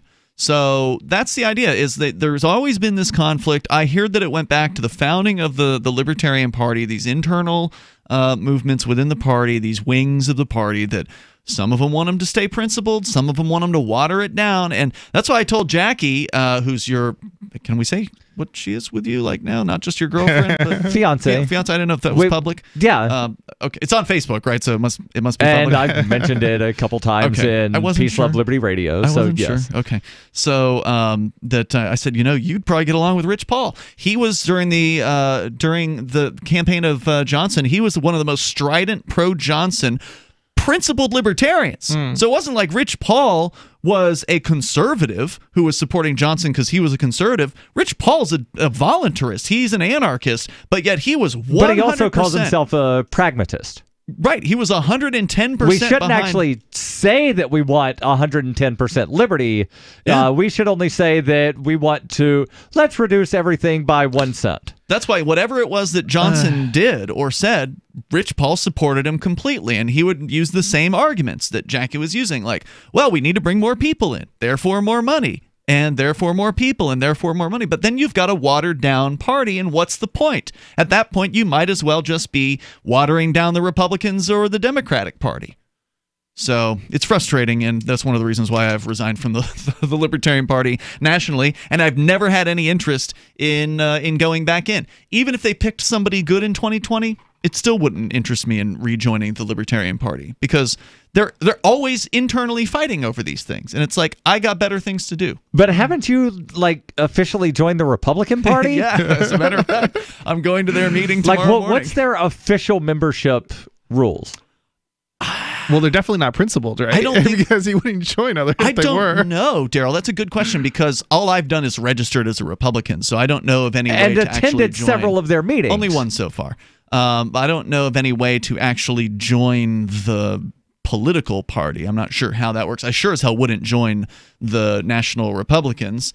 And I don't think I would. I don't think I would give money to the New Hampshire ones for any reason either. So I'm basically out of joining political parties at this point, with the exception of the New Hampshire Liberty Party, which is the party that Conan, Darryl, and I founded. And technically, I am still a member of the New Hampshire Liberty Party. That's great. Which we can continue here, and you can talk about whatever is on your mind. Oh yeah, we were talking about Julian Assange because. Right. This conversation will come up again, especially as the Libertarians get closer to picking their 2020 candidate, and we still don't know who that is or who's even running for that particular race. But I'm sure this division will make itself shown once again. Now, I did find the website, and I'm not going to give the URL out over the airwaves because I don't want anybody going and sending the Republicans money. But I did find the membership form for the National Republican Party. No thanks. So there is a way, if you send them at least $25, no, I can't do that. They send you a membership card. Nope, definitely not interested. Like, most people think, oh, well, if I just tell the voter registration people I'm a Republican, then I'm a member of the party. No, they actually have membership rules. Yeah, not interested in doing that. But I don't think you have to actually join the party to be in the state one. I could be wrong about that. I'll let you know as I learn more, Darryl. But back to the story about Julian Assange and what it was like for a journalist to simply try to go and visit him in the Ecuadorian embassy. I had to provide all kinds of information, passport, all manner of details. They wanted information about her phone. Once inside, my bag was searched and I was scanned with a metal detector. This is last week, TSA style. And given the amount of enemies that Assange has made, this did seem appropriate. However, as this was taking place, Assange walked by, all smiles, which was immediately reassuring as I'd been tremendously worried about his well-being, given the tough restrictions placed on him by Ecuador's new regime. The reassurance didn't last long. After being guided into the conference room, the same place we had initially met at the beginning of my last visit, earlier in 2018, I immediately noticed a marked increase in the amount of cameras in the hallways and around the large meeting table. After saying hello, we tried to go into another room with less surveillance so we could speak more openly. Within minutes, a member of the staff at the embassy came knocking on the door and demanded we go back. As we walked through the hall, I noticed there was no angle that wasn't being recorded by a forest of menacingly Orwellian black cameras. Currently, Assange cannot even have a simple visit with a friend without it being monitored by some shadowy state actor. It's like a scene from the Stasi spy drama, The Lives of Others. While Ecuador presents this surveillance operation as a mission to, quote, protect and support Assange, This is contradicted by the fact that he isn't even allowed to confidentially speak with a reporter and friend without being recorded. In May, The Guardian reported that there are, quote, extraordinary reports from these spies that include daily logs of Assange's activities inside the embassy, even noting his, quote, general mood. So he's being watched constantly by these embassy people. As John Pilger pointed out after his visit with Assange New Year's Eve, it could be any newspaper publisher or editor stuck in that embassy. For the crime of publishing journalism, Assange has not only had to give up his freedom, but also any semblance of privacy. It's impossible to overstate how unsettling it feels to have multiple lenses pointed at you wherever you stand. Unable to speak privately, even with a noise machine attempting to muffle the microphones from picking up conversations, we resorted to passing notes. Assange is not only barred from sharing his views online under the new regulations, thanks to the constant surveillance, he can't even do so among his friends in the embassy where he is arbitrarily detained. There's a little bit more coming up here on the status of Julian Assange inside the not quite bars of the Ecuadorian embassy. I mean, he did choose to go in there, but it's not a comfortable stay, that's for sure. More on the way. 855-450, free like freedom, plus software patents. We'll talk about those coming up in Hour 3. It's Free Talk Live. Marijuana has unleashed a green gold rush across our nation. It's creating $10.8 billion in new wealth a year. And every day, it's transforming more and more Americans into millionaires. In an historic event, former Speaker of the House John Boehner reveals how you could become one of them. Join him online for the American Cannabis Summit. Attendance is 100% free, but space is limited. To secure your spot, text JOIN to 76280. This event is the first of its kind ever. John Boehner and an esteemed panel will reveal which cannabis stocks are primed to deliver life-changing windfalls in the weeks and months ahead. Plus, they will show you how to become a cannabis angel investor, backing the hottest startups before they potentially become worth billions of dollars. To join American Cannabis Summit, text JOIN to 76280. Attendance is free. Text JOIN to 76280. Text JOIN to 76280. When you hear the word lobbyist, you probably think about greedy corporations, but not all lobbyists are the same. Some are fighting for the freedoms you hold dear. Liberty Lobby LLC is doing just that in New Hampshire, working hard to represent you, not some special interest group. You can help by going to libertylobby.info, where your contribution will give us the tools we need to ensure that your voice is heard. Visit libertylobby.info today to find out more. Did you know we've taken our LRN.FM telephone listen line to a new level with the LRN.FM audio on demand line? Now you can call 712-770-8447 anytime and listen to LRN.FM's live feed. And you can listen to a bunch of our original shows on demand. Long distance fees may apply. Just dial 712-770-8447 and choose from the menu. 712-770-8447. You're listening to the live edition of Free Talk Live. Hour number 3 is next after the news here on the Liberty Radio Network at LRN.FM.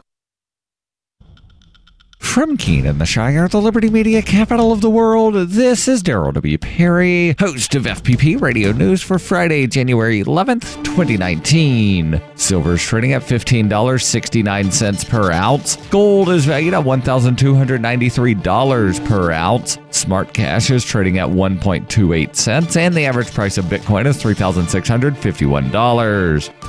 Antiwar.com reports Pentagon officials say that their existing plans to withdraw all U.S. troops from Syria are continuing to be advanced, in keeping with a White House directive from December. They added that there has been no change since then. Officials seemed particularly to want to stress this after John Bolton's statements over the weekend suggesting that the pullout was conditional on a series of goals. One defense official was quoted as saying, "We don't take orders from Bolton," which isn't to say that they're not adapting at all, despite the claims that there is no change. Officials are reportedly prioritizing staging equipment for the withdrawal right now instead of removing anybody, perhaps anticipating a future change. The Pentagon was said to be opposed to withdrawing U.S. troops from Syria since the December announcement. The exact timeline is not clear, but most reports suggest the withdrawal will happen within the next 4 months.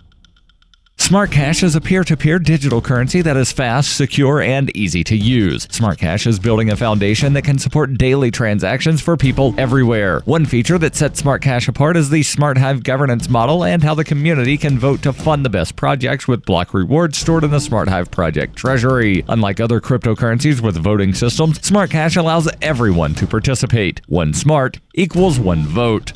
Learn more at smartcash.cc.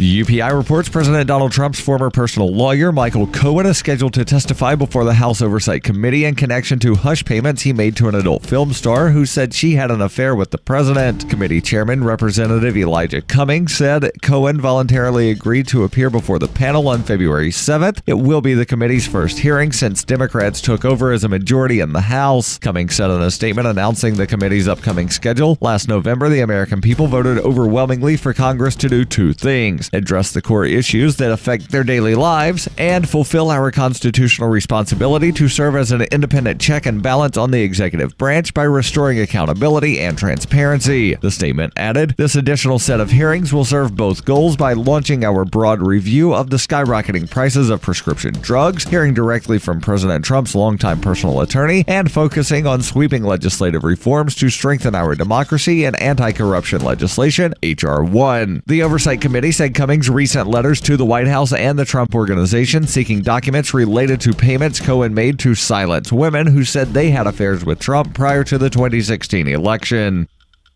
In 2115 New England, there are no borders, no states, and no regulations, yet never has a more peaceful and prosperous place existed. But Mr. Drake's security company has seen better days. Faced with the prospect of waning power, Mr. Drake intends to replace the anarchy of New England with a government. But at what cost? Will anybody care? And can anyone stop him? Anarchy in New England by Joe Jarvis is available from Amazon.com and all major bookstores. Reuters reports hundreds of furloughed federal employees chanting, "We want our pay," marched on the White House on Thursday, the 20th day of a partial government shutdown over U.S. President Donald Trump's demand for border wall funding. Protesters shouted, "Stop the shutdown," in the bitter cold at the union-organized demonstration that started at the AFL-CIO headquarters and ended in front of 1600 Pennsylvania Avenue, where they hoisted signs reading, "Trump, end the shutdown," and "Not a strike, we want to work." Some 800,000 federal government employees have been ordered to stay home or work without pay during the shutdown, brought on by a standoff between Trump and Democrats in Congress over Trump's demands for $5.7 billion to build a wall on the southern border with Mexico. Trump, in a 2016 presidential campaign promise, reportedly vowed that Mexico would pay for the wall, but he said he will not sign any bill to reopen the government that does not provide funding for the wall. Elaine Soriano, a furloughed scientist with the Environmental Protection Agency, said she would have to dip into her retirement savings if the shutdown continues, and robbed her of yet another paycheck. Soriano said, "It's just clear that this administration doesn't understand normal people in real life, or they wouldn't do this." In its third week, the shutdown of about a quarter of the federal government is the second longest since the mid-1970s. Trump has said it could continue for months or even years. Many furloughed federal workers have turned to online fundraising outlets such as GoFundMe to help cover expenses. This has been FPP Radio News, online at fppradio.com. Inclement weather prevents a liar from getting to work, and a lunchbox is mostly medication. Sources across the nation impatiently reported today that the 24-hour news cycle seemed to be taking forever, telling reporters that the continuous coverage from MSNBC, CNN, and other news sources was simply not continuous enough. Frustrated Americans demanded more panel coverage, around-the-clock bulletins, and breaking reactions from Twitter. It's like, sure, I have 5 channels of unending news updates constantly flooding my screen, but each one of those only has one slow-moving news ticker. Why not 3 or 4 running at triple speed? Honestly, these networks need to understand that I can't just wait around all day for minute-by-minute coverage. And in this week's science news, a new report finds that lake ice grows safer to venture out on with each beer consumed. In other news, the beauty industry announces a new initiative to make women self-conscious about their palms. A beautiful cinnamon bun is too good for this world, too pure. And a picky eater is 38. This is the Onion News Network.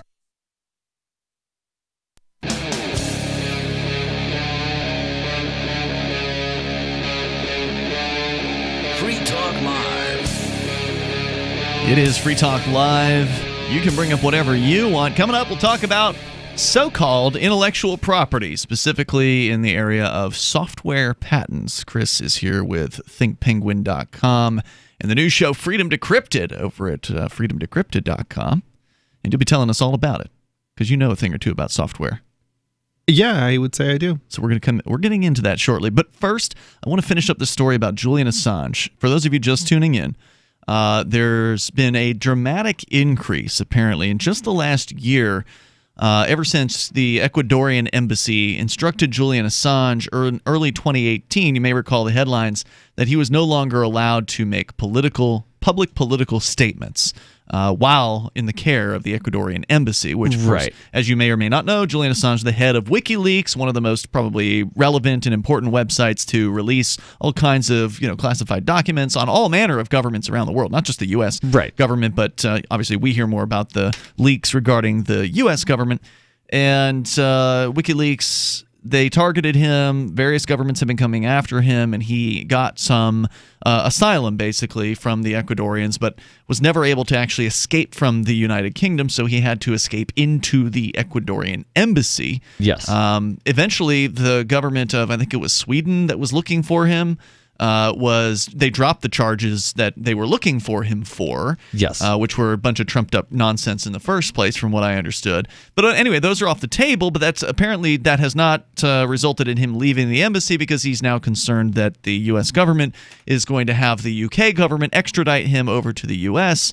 To face some sort of conspiracy charge. Wasn't there actually evidence of that happening, leaked, or that they want him revealed? You mean? No, the United States government actually. You're right. There was a court document. There was evidence of that finally that came out. So they did actually want to extradite him. There's a court document that was accidentally filed in a different case, in a criminal case for a different defendant, where they used the name Assange in a motion to the court regarding the sealing of a case or unsealing the case, and so it looked like the U.S. I think attorneys, it was to seal the case. So it looked like the U.S. attorneys who wrote that document had copied from a document where they'd filed the same document, basically a sealing of some sort, in a Julian Assange-related case. Yes. And they forgot to change the name. So that was the indicator that, there might actually be something in process against Assange in the U.S. There have been people claiming that Assange might be charged with treason, which would be very interesting. Considering he's not a citizen? Considering that he is not now, nor has he ever been, a U.S. citizen. Right. And I don't know if he's ever actually been in the U.S. In the U.S. I mean, wouldn't that be like espionage, not treason? Well, don't give them ideas. I'm sure they'll come up with something, and it ultimately won't matter if they can get their hands on it. Yeah, I mean, that's what they want. It's going to make for an interesting case, regardless. They want to get their hands on him and throw him into a cell and put him in 24-hour lights on, solitary confinement, just like they did with Chelsea Manning, and basically putting him in a torture chamber. Essentially. So a little bit more here. I wanted to finish up the story from the GatewayPundit.com. This is written by Cassandra Fairbanks, and Ms. Fairbanks says she had visited Assange last year before the new restrictions were put into place on him not being able to make public political statements, and now it's a completely different situation. Before, she just reached out to Assange and his attorney. They said, "Come on by." She came on by and was able to go and meet with him. Now it's like this ridiculous process of application and passports and photos and all kind of nonsense to actually get approved to even come into the embassy in the first place. Searched on the way in, required to give up information about her cell phone, so she just left that at home. And then when she gets in there, they're surrounded by cameras. More cameras in the hallways, more cameras in every room. She tried to have a conference with him in a conference room, just surrounded by cameras. They tried to go in a different room. There might have been fewer cameras there. An aide from the Ecuadorian embassy comes in and demands that they go back to the main room with more of the cameras in it. So they ended up just passing notes to one another because that was the most anonymous way for them to actually transact.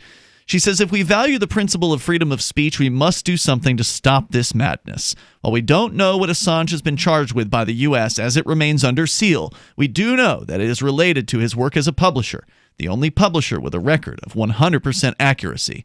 His dedication to truth is so profound that he has never once had to issue a correction or a retraction.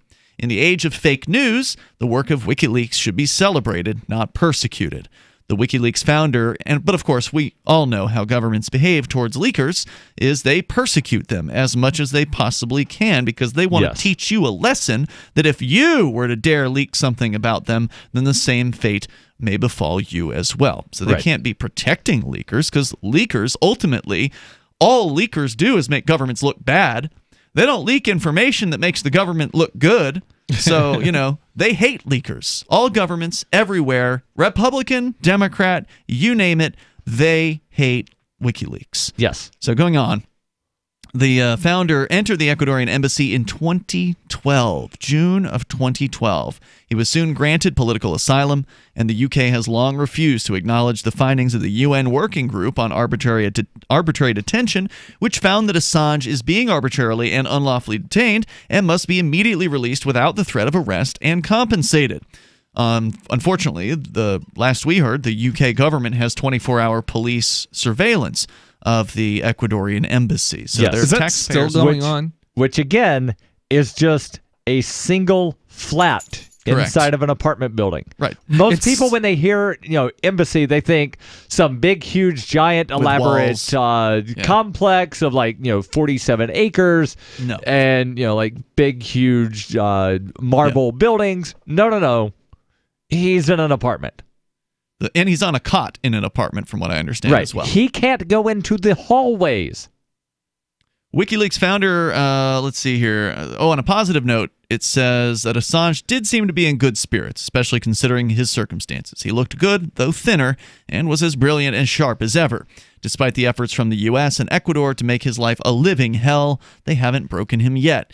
It's clearly a lot more difficult to break someone who knows how necessary and important their cause is. The freedom of speech and freedom to publish are rights that must be protected at all costs, and Assange's dissent does just that.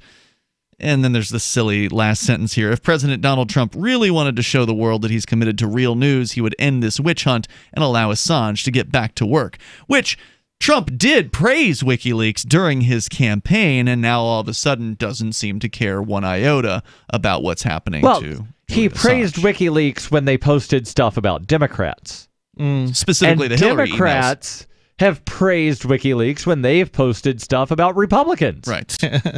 But the persecution, of course, under or of Assange came during the Obama administration, and Trump has done absolutely nothing to change its direction. So that's your story. Assange doing all right, all things considered, but more monitored and observed now than ever by a sort of Orwellian, creepy Ecuadorian state. I mean, I guess if you're going to put yourself in the hands of a state for protection, you gotta put up with whatever kind of crap they give you.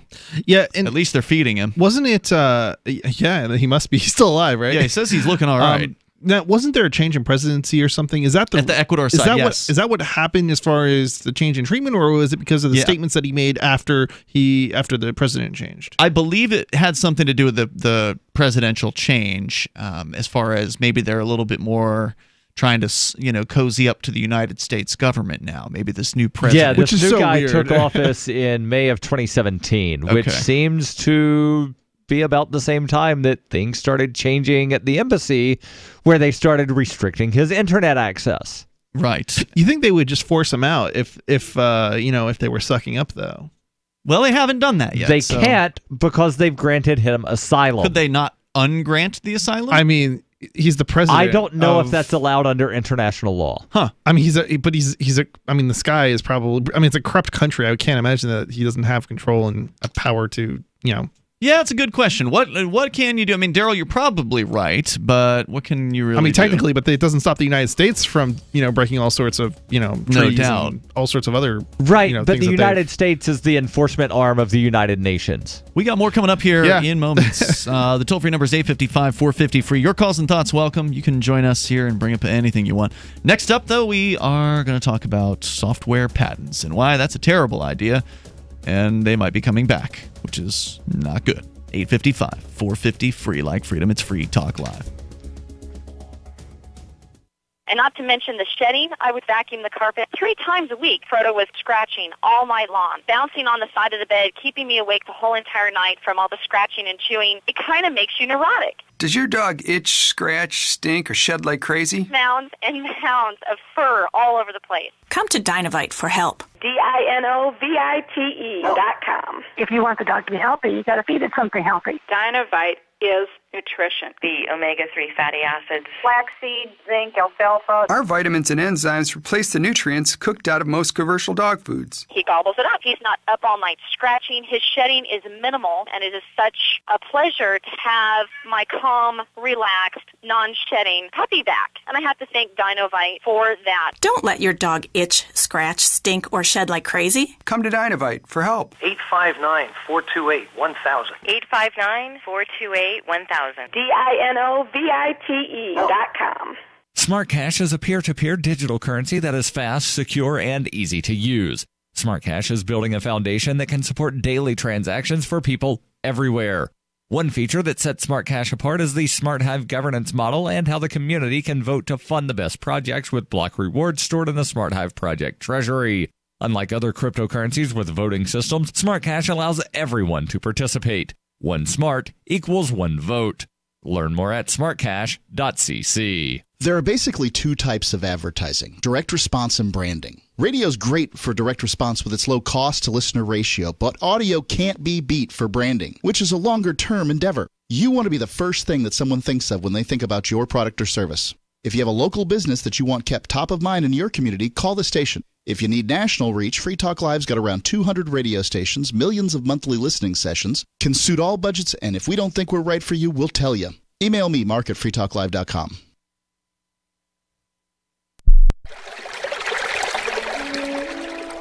Fact. The new NSA data center in Utah requires 1.7 million gallons of water every single day to operate. Billions of Fourth Amendment violations need massive computers and the water to cool them. That water is being supplied by the state of Utah. Fact. There's absolutely nothing in the Constitution which requires your state to help the feds violate your rights. Our message to Utah: turn it off.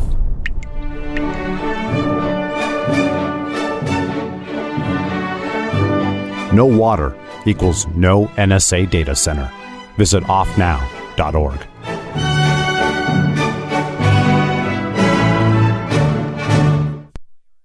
If you want to know the latest about Free Talk Live before we go on the air, all you need to decide is how you want it delivered. It's your choice. Visit news.freetalklive.com. You can get emailed announcements and participate in contests via our email updates list. Plus, we have a Twitter account that you can follow and a Facebook page where you can become a fan. So visit news.freetalklive.com to get news about Free Talk Live as soon as it's announced and the way you want it delivered at news.freetalklive.com. That's news.freetalklive.com. Are you a cryptocurrency advocate? The Crypto Tip is the ideal outreach tool to help new people discover cryptocurrency. It's a printable business card-sized tip that you can give to service providers, preferably in addition to a good cash tip. When the server scans the QR code, it'll bring up an explanation of cryptocurrency, how to install a wallet, and allow them to claim the tip. If they don't claim the crypto, you get your tip refunded to you after a time period you specify. Plus, if they do claim the tip, you get an email alert. Create as many tips as you want at cryptotip.org. That's cryptotip.org. Do you love Twitter? Make sure you favorite the LRN.FM Twitter account so you can receive our tweets at twitter.lrn.fm. That's twitter.lrn.fm.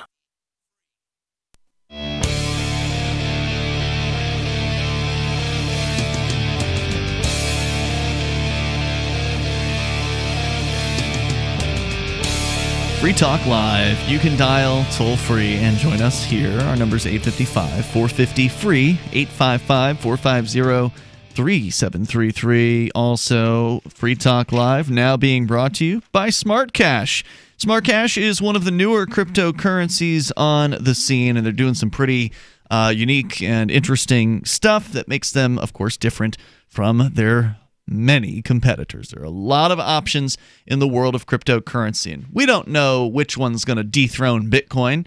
but there's a chance that something will someday, and it's hard to pick a winner, but you can look at some of the things that these guys are doing and realize they're doing something pretty unique. Check it out over at smartcash.cc. One of the things that I thought was really interesting about SmartCash is their voting system that allows everyone holding SmartCash to participate in voting. So unlike some of these voting systems where you have to have a certain amount of wealth in order to vote, SmartCash allows you to do it with, you got one smart, you got one vote. And right now, one smart is less than 2 cents. So it's not hard to get one smart. In fact, it might be hard to get one smart. If you're trying to buy smart on an exchange, you're probably going to have to place an order that'll get you a few of them. Right. So go to smartcash.cc. You can learn more about it there. They've also, and of course, SmartCash, like so many cryptos, is fast, secure, and it's easy to use. But they're building a foundation that can support daily transactions for people everywhere. And they've also got what's called Smart Rewards. So anybody with 1,000 smart, so less than $20 basically, right now. Who knows what 1,000 smart's going to be worth a year from now, but for now, it's pretty affordable. Anybody with 1,000 smart, you hold on to the keys to your wallet. That means that you get, if you don't do any outgoing transactions on that wallet over basically a month's period of time, you'll get the Smart Rewards, which are distributed after every 47,500 blocks, and apparently that's roughly about a month's worth of time. Yes. So you can go to smartcash.cc, and Darryl, you and I think we're testing out the Smart Rewards this month, I believe. So it's probably later this month that we're going to know for sure whether those come through. I'm expecting that they will work just as they are promised. We'll certainly let you know once that happens. Go to smartcash.cc. You can learn more, and you can vote from the website. You can vote from their official wallets, too, by the way. So it doesn't take a whole lot to set up the voting. You just got to have a Smart Cash wallet and put 1,000, or no, not even 1,000, just one smart will allow you to cast a vote. So, of course, the more you have, the more voting power you have. So there is that. Smartcash.cc. As we go to your calls and thoughts, Sarah is on the line in New Mexico. You're on Free Talk Live. Hello, Sarah. Yes, I did bring up the facial recognition technology in bathrooms in China. The thing is, I want that for in America just to reduce our vandals, the bathroom vandals. What? Because they ruin the access to bathrooms for everybody. Once they destroy it and they demolish it, leave needles, leave garbage.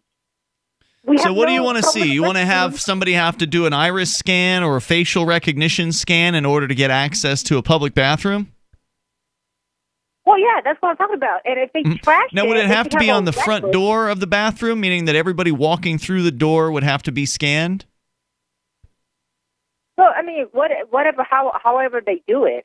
Well, now hold on. We got to figure this out. So it's currently not being done in the U.S., and Gene, the Christian anarchist who travels to China a good bit and is currently in China, called in last night, and we asked him about this. Yeah. Or he might have brought it up. I don't recall. But he said that most of the public restrooms in China, you actually have to take your own toilet paper with you.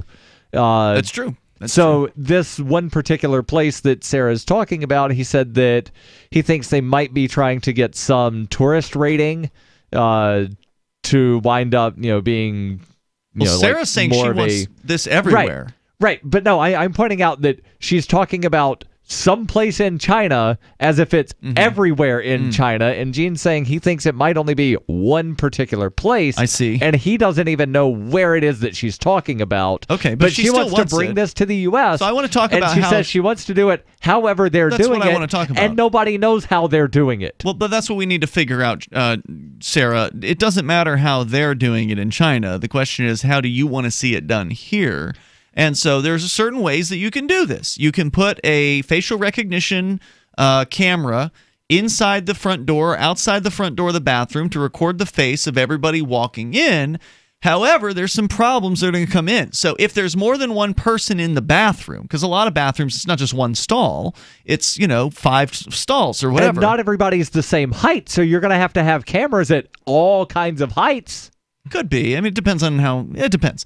So anyway, let's just presume it's one camera at the front door. You still don't know who did the vandalism. Then short people and children can't go to the bathroom in Sarah's world. It depends, Darryl. You can have a camera that's wide enough to see everybody coming through the door. And cameras are high resolution these days, so as long as it's not a tight shot in one particular place, you can see it.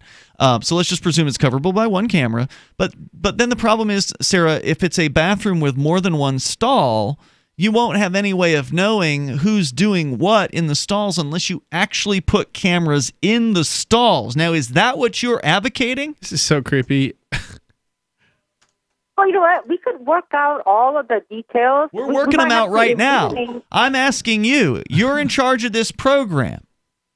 Do you put cameras in all of the stalls so you can ensure that nobody's writing graffiti inside the stalls or, essing all over the place on purpose? And did the pictures get automatically uploaded to YouTube or That's another question. That's another good question. Pornhub?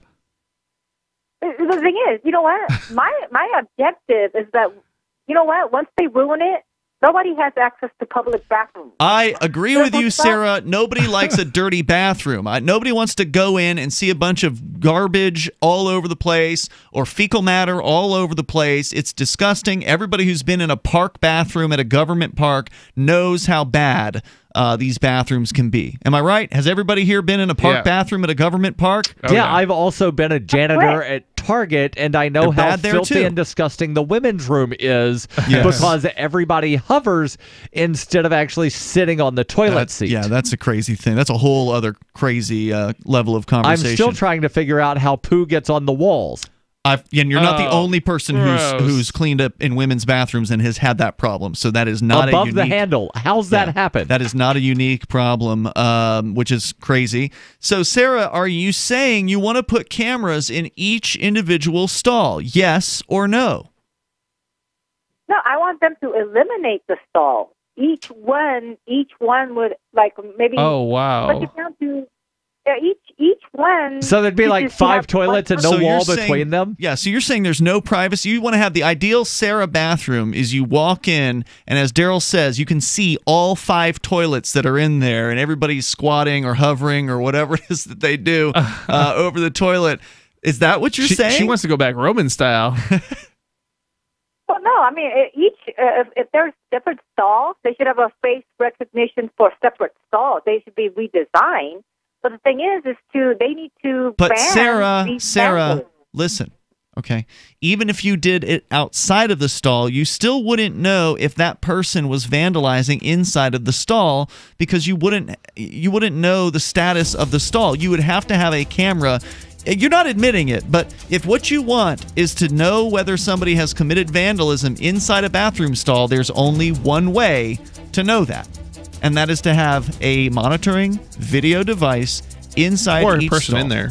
Or an actual human being to inspect constantly after every single person leaves. Thank you for the call tonight, Sarah. So whether you want to admit it or not, that's what you're calling for. Kind of creepy. More coming up.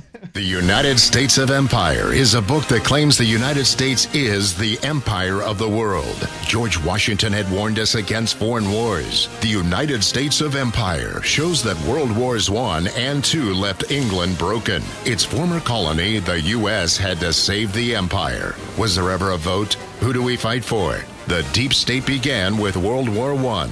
The United States of Empire by James Dunn. Available at Amazon Books. Hunters, anglers, campers, and survivalists. Get back to nature. Expand your horizons with the highest quality, most versatile, unique slingshots and sling bows on the market at slingbow.com. Slingbow products are compact and models start from just $17.98. They're perfect for your bug out bag or storing in your vehicle. Give yourself and your loved ones the excitement and tradition of Slingbow, a new frontier in archery and truly modern twist on this primitive survival tool. Feel the thrill only at slingbow.com. Why did you move to the Shire? I moved here to the Shire because there's other people around who take liberty just as seriously as I do. I moved to the Shire because I saw videos of people challenging authority and thought that I could get support myself. It called to me, like, do this, right now. I wanted to be around people like me who got it, and once I got here, I knew there was nowhere else that I wanted to be. I've always wanted to change the world, so I moved to the Shire to join people who were actually working towards doing the same thing. The people here are awesome, loving, and positive. It was for the adventure and for the feeling of something important is happening here, and I just wanted to come to sort of be part of that. Visit ShireSociety.com to read and sign the Shire Society Declaration and learn the reasons why, if you love liberty, you should immigrate to the Shire. Plus, connect with others via the forum at ShireSociety.com. That's ShireSociety.com. Did you know that Free Aid is a mutual aid, educational, and networking organization? At Free Aid, we support volunteers who provide first aid. We do outreach to the public about health and safety, and we bring together medically skilled freedom lovers. Free Aid is made possible by your generous support. Donors can receive great gifts like first aid kits, t-shirts, silver dime cards, and hoodies. The Free Aid Silver Dime Card Project is sponsored in part by Roberts & Roberts Brokerage, Freedom's Phoenix, and Don't Tread on Meme. Visit fr33aid.com. Some of you asked, and now we've delivered. LRN.FM's live Keene, New Hampshire studio shows are now streamed in HD on Twitch. Visit our channel at twitch.lrn.fm and give it a follow. If you have Amazon Prime, you get one free subscription on Twitch. If you use it on our channel, Twitch will give LRN.FM a monthly piece of your Prime subscription cost. So please watch, follow, share, and subscribe to twitch.lrn.fm. That's twitch.lrn.fm. So the protection of life, liberty, and property is what the Free State Project is all about. But it's an effort to move 20,000 people who understand. It's about demonstrating to the entire country that, yeah, we can have a free market, a truly free market. Making it just a freer, great place to live. It's the world's largest voluntarist libertarian community, and it's only getting bigger. That's amazing, to be able to move to a place where other people passionately believe in being free and independent. What the Free State Project is managing to do, though, is to put their money where their mouth is. Physically getting up across the country and saying, let's go someplace and let's demonstrate the power of these ideas. There's a lot of kind of philosophy that surrounds liberty. There's a lot of thinking about it and talking about it. But here in New Hampshire, people are doing it. 101 Reasons Liberty Lives in New Hampshire, a documentary by Free State Project Early Movers. Watch it free at 101reasonsfilm.com. 101reasonsfilm.com. You can put the Liberty Radio Network on the air in your area. Visit broadcast.lrn.fm to learn how. Broadcast.lrn.fm.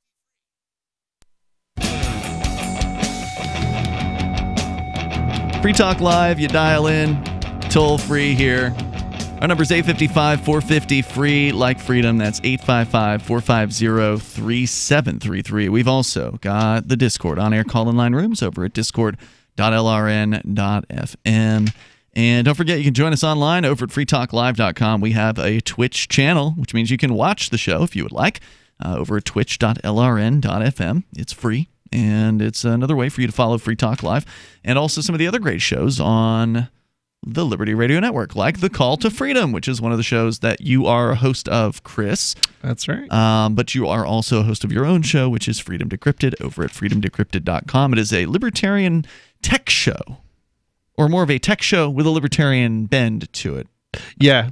Tech show with a libertarian slant. Yeah, because you can't take the libertarians out of Freedom Decrypted because it's ultimately the basis of the show. No. We do a lot of focus on techie stuff, so check him out there. You do have a podcast available now, so primarily it's a video show, but for those of you who don't want to sit and watch, you can download, use the RSS feed and subscribe to Freedom Decrypted. It's mostly people kind of like Free Talk Live style, so it's not like you're going to be bored if you listen to the show rather than watch it. Now, do you remember when you're doing the show, now that you have an audio version, like if you're showing something on screen, do you remember to kind of describe, for those of you that are listening, it shows this chart looks like blah blah blah, you know? I've done it. I started doing it a little bit. I need to go back and edit or make some changes to some of we have a break period during the show, and that's still just it's audio, but there's no words to it, so I still have to go back and make a little bit of change there. But other than that, it's gonna be because there's a good chance that I'm just gonna predict that a podcast viewer or downloadership will exceed a video viewership. Yeah, probably over time, just because it's a more convenient way for people to consume. Yeah. I mean, it's only like a 30 to 45 second break, so it's not like it's a really long period where there's no vocals going on. So let's talk about patents here, Chris. You've got a story about the potential return, or maybe even likely return, of software patents. And I remember seeing in certain like softwares when they'd boot up, like at the loading screen of an Adobe software suite or something like that, it would list a bunch of patents. Is that what we're talking about? Are these what is a software patent? Yeah, I'm not entirely sure that those patents are actually what have been undone or gotten rid of, so to speak, in a 2014 Supreme Court ruling. But so it wasn't long ago that these things were gotten rid of? Not entirely. Not entirely, but right. it's... I've got an article here from IP Watchdog, and they mention specifically about the patentability requires software to be unique. So just because you do something that nobody else has done with a computer doesn't mean that you can patent that. But if you do something that nobody else has ever done because no one else has ever thought of doing it, not that, I just realized in Microsoft Excel I can do this particular thing where there's a functionality. I see. So it has to be something that is unique. And it says here the unique requirement is a shorthand way of saying it must be novel and non-obvious. It can't just be it can't just be something traditionally that you do in the real world and then add with a compuper to the end of it. Yeah, we're talking about coding. We're talking about coding here, patenting code. Yeah, that's what software is. Yeah, pure code. I don't think that actually eliminated, like, for example, if there was a physical component like a device, for example, that I don't know, maybe like maybe some sort of heartbeat device, pacemaker, those are called pacemakers. Yeah, something like that, right? That if there was software to it, that wouldn't necessarily mean that you couldn't patent that as a result of this case. But something like Amazon One-Click, as an example, that would not be patentable because it's a pure software thing. There's no... I don't know what a one-click is. Well, one-click is also something that is kind of obvious, right? So this says That's true. that the unique requirement, in order to be unique, it must be novel and non-obvious. So with one-click, if you've got Amazon Prime, or even if you don't have Amazon Prime, but you have saved your shipping and credit card information on Amazon, instead of clicking Add to Cart, Purchase, Continue, Verify Credit Card, you just click one button that says Purchase with one click, and then it just goes through the next 5 steps automatically. Because it already has the information. You're saying that could not be patented. Right, under the 2014 case, but I think even prior to that, that might have actually been thrown out. Right, because I don't think that would be considered novel and non-obvious. It's how do we make this checkout thing more efficient? We save information. So yeah, I mean the story is from Ars Technica, and it's going to get into that a little bit. Me. So please. So basically, there's a new rule narrows landmark 2014 Supreme Court decision limiting software patents. So that was the good decision that we wanted. So we don't have these absolutely ridiculous, absurd patents hindering basically software development. Software development, you still have copyright, so it's not like the patents were really adding value. It was just kind of it just preventing somebody else from doing their own implementation of something that was already in most cases obvious. Okay, and it's originally been understood in the software world that you could copyright code, but you couldn't patent code. So it's because it ultimately software breaks down to numbers. And am I describing this right, Darryl? Well, so I've pulled up the Ars Technica article from 2014 about this landmark court ruling, where it says the court unanimously ruled that simply adding computer language to a basic idea was not patentable. Right. They didn't say you can't patent code. They didn't say you can't patent software. They said just by taking something and putting it on a computer doesn't meet the definition of unique. It's not novel. It's not non-obvious. You just added a computer. So if you were going to mail something, for example, like electronic mail, doesn't just because it's electronic doesn't make it unique, right? We've already got the concept of sending messages, through a system. And so just by adding the word with a computer to it doesn't matter. So they didn't get rid of all computer patents. They didn't get rid of all software patents. Right. They just got rid of a specific So compression patents related to software compression or like videos and stuff like that. Like MP4, yeah, MP4, MP3. That would still be valid. All those patents are still going to be valid. I see. It's basically clicking on a button on the screen that's not going to be patentable. So this and is we have actually sort had of an those types of arbitrary, distinction here, because I mean, ultimately we are still talking about coding. Arbitrary. I mean, because if you think about the difference between, and look, I'm no IP attorney or anything like that, but normally the difference between copyright and patent would be a copyright was like a creation of like a music or a movie or some sort of TV audio, show, video, a book writing, that kind of thing, art. like a creation like that. Whereas a patent was always sort of an invention, a doodad, a thing, right. gears And basically they're saying you can copyright it, but you can't patent it. But the thing with code is it sort of does both of those things, right? Because when you're coding, you're writing, but the code is also kind of an invention because you're creating a thing that does a thing. Right? Yeah, it's ultimately the problem is you can't come. It comes down to you can't, or you weren't supposed to be able to patent algorithms. Okay, and unfortunately, that's kind of been messed up by how the courts have ruled. But the 2014 decision somewhat narrowed it down, so we don't have as much of the garbage patents out there in the software world. Yeah, I would be interested in hearing a specific example. I mean, I know we've been just sort of spitballing it here, but like a specific example of a thing that let me read would the have story been a little bit patentable before 2014, but now would not have been patentable. There's going to be examples here. I'm sure I don't recall, but I'm pretty sure that there is. So the story is from Ars Technica, and let's hear this part is I'm going to start off with.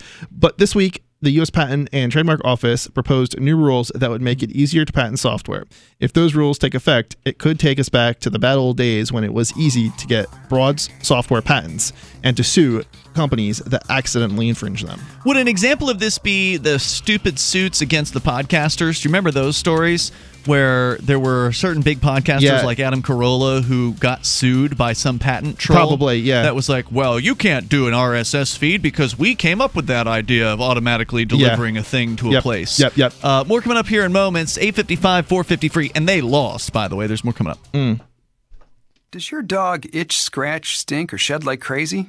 Come to Dynavite for help. Order a 90-day supply of Dynavite. Everything we tried failed except the Dynavite. Pick up 2 bottles of Super Mega Fish Oil. Get the 3rd bottle free. Packed with omega-3, DHA, and EPA fatty acids. Super Mega is great for your dog's immune system, healthy skin, and soft, shiny fur. Dogs love it. Try Super Omega Fish Oil. Buy 2, get 1 free. At Dynavite.com. DINOVITE.com. Bitcoin.com is delighted to announce their latest partnership with the gift card specialists at eGifter. With many of the world's leading brands on their roster, it is now easier than ever to get the gift cards of your favorite brands with Bitcoin Cash. To get started, just follow these simple steps. Visit giftcards.bitcoin.com, pick the gift card you want, follow the instructions on your screen, and make your payment using your Bitcoin Cash wallet. Sit tight and your gift card will be delivered to you as soon as it's ready. That's giftcards.bitcoin.com. Pain in my neck, back, and shoulders has really gotten worse. Relief for body pain is here with Sunny Bay heating pads. Well, the last thing I want is to take another pill, so what's so good about Sunny Bay heating pads? Sunny Bay heating pads, made by Biomed DB Design right here in the USA, come in all sizes. Our extra large microwavable heating pad for back pain is designed to be large enough to cover your entire back. It's also perfect to wrap around your legs, knees, or shoulder and neck. But I need to know they're good quality. Of course, Sunny Bay heating pads and pillows are often an Amazon choice, and it's easy and most affordable when you purchase your Sunny Bay heating pads right from our website, sunshinepillows.com, or call us 253-678-1361. Hey, a Sunny Bay heating pad would make a great gift, right? Yes, and they start at just $19.99 and free shipping is available. So call 253-678-1361 or shop for your Sunny Bay heating pad at sunshinepillows.com. If you're looking for work, it's a process of elimination, and you're trying not to be eliminated. So here's a tip for making the cut, and this might seem subtle, but to the person interviewing you, it's not. There is a world of difference between applicants who convey, "I need a job," and those who simply ooze, "I want to work," especially in these lean times when many you're competing with will seem desperate in "I'll take anything" mode. If you convey specific interest in this job at this company, you will be conspicuous. Thus, the value of going to school on the company you're applying to before the interview. With money and attention so tight now, effective communication skills have never been more important. For more tips for job seekers and everyone else, hit survivalspeech.com. I'm Holland Cook.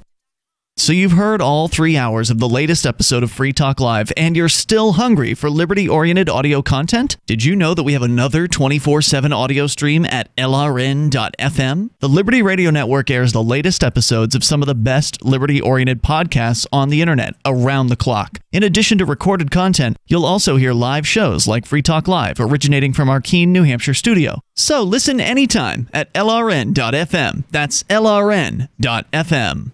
There are basically two types of advertising: direct response and branding. Radio's great for direct response with its low cost to listener ratio, but audio can't be beat for branding, which is a longer term endeavor. You want to be the first thing that someone thinks of when they think about your product or service. If you have a local business that you want kept top of mind in your community, call the station. If you need national reach, Free Talk Live's got around 200 radio stations, millions of monthly listening sessions, can suit all budgets, and if we don't think we're right for you, we'll tell you. Email me, mark@freetalklive.com. Help get LRN.FM into more ears. Visit promote.lrn.fm for a free bumper sticker, flyers, banners, graphics, and more. Promote.lrn.fm.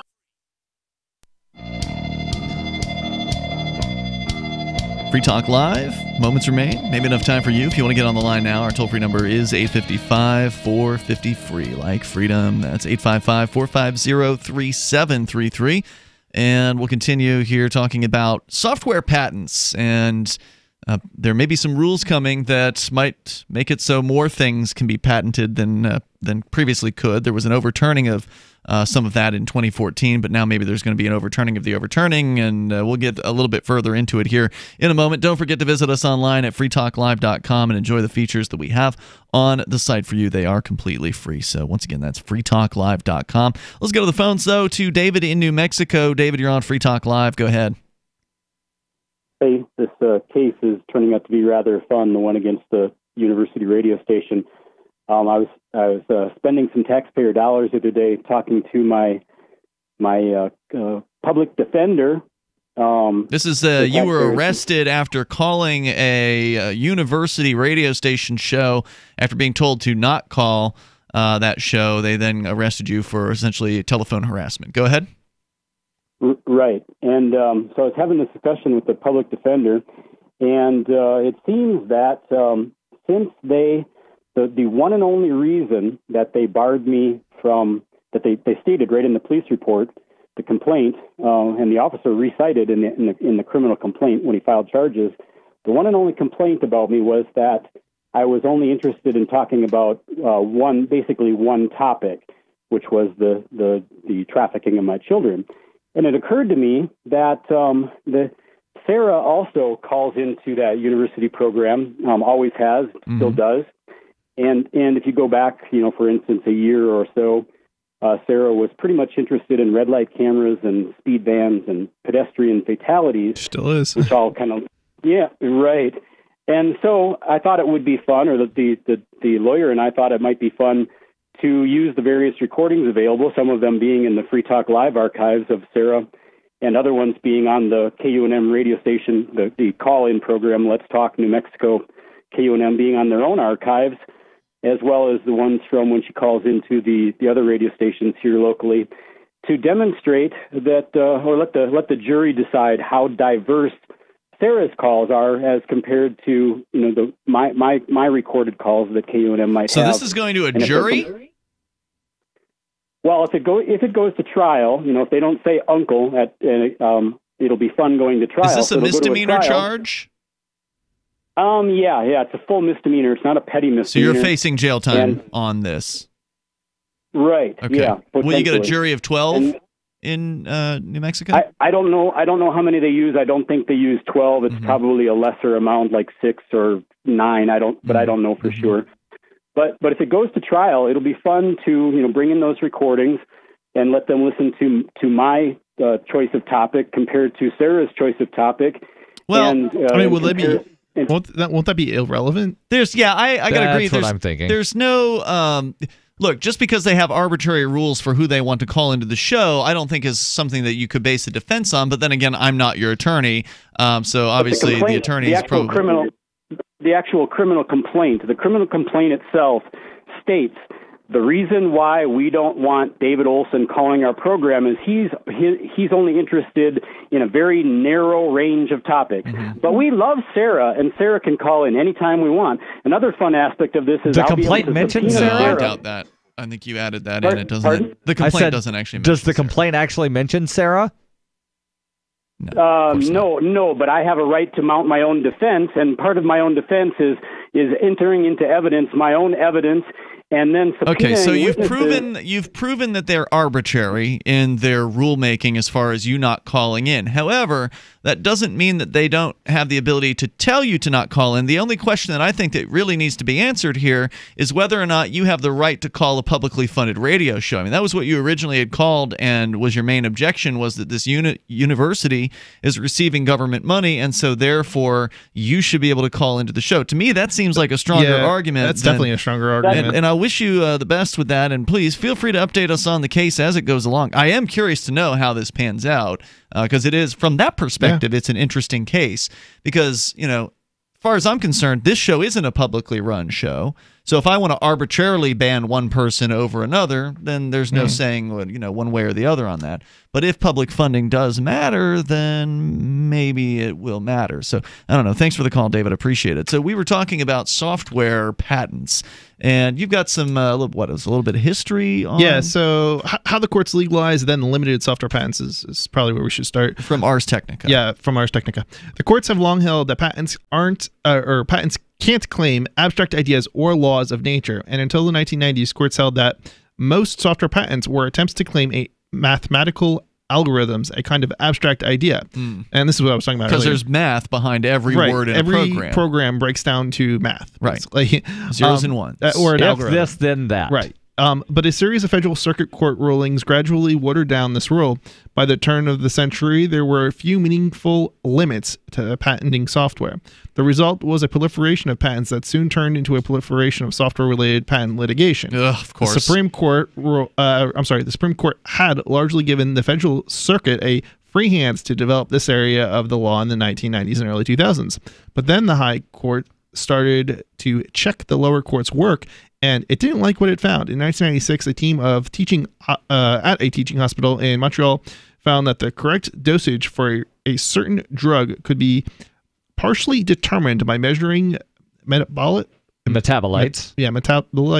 in the bloodstream and publishing the results of its research. While the scientific finding couldn't be patented directly, a company called Prometheus Laboratories saw a patent on the concept of drawing a patient's blood, measuring the level of metabolites, and then providing a diagnosis based on the research.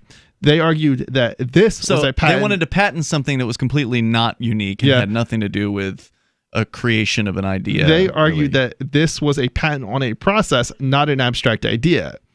Right. So the idea of measuring metabolites and figuring out the correct dosage of medicine, not patentable. But we've created a formula that does that thing, so we think we can patent that. And the judge said no. The patent office bought this argument, but the Supreme Court didn't. In a 2012 court ruling called Mayo vs. Prometheus, the Supreme Court ruled that the patent was claiming the law of nature itself and adding nothing truly inventive. From this emerged a two-part test for patentability.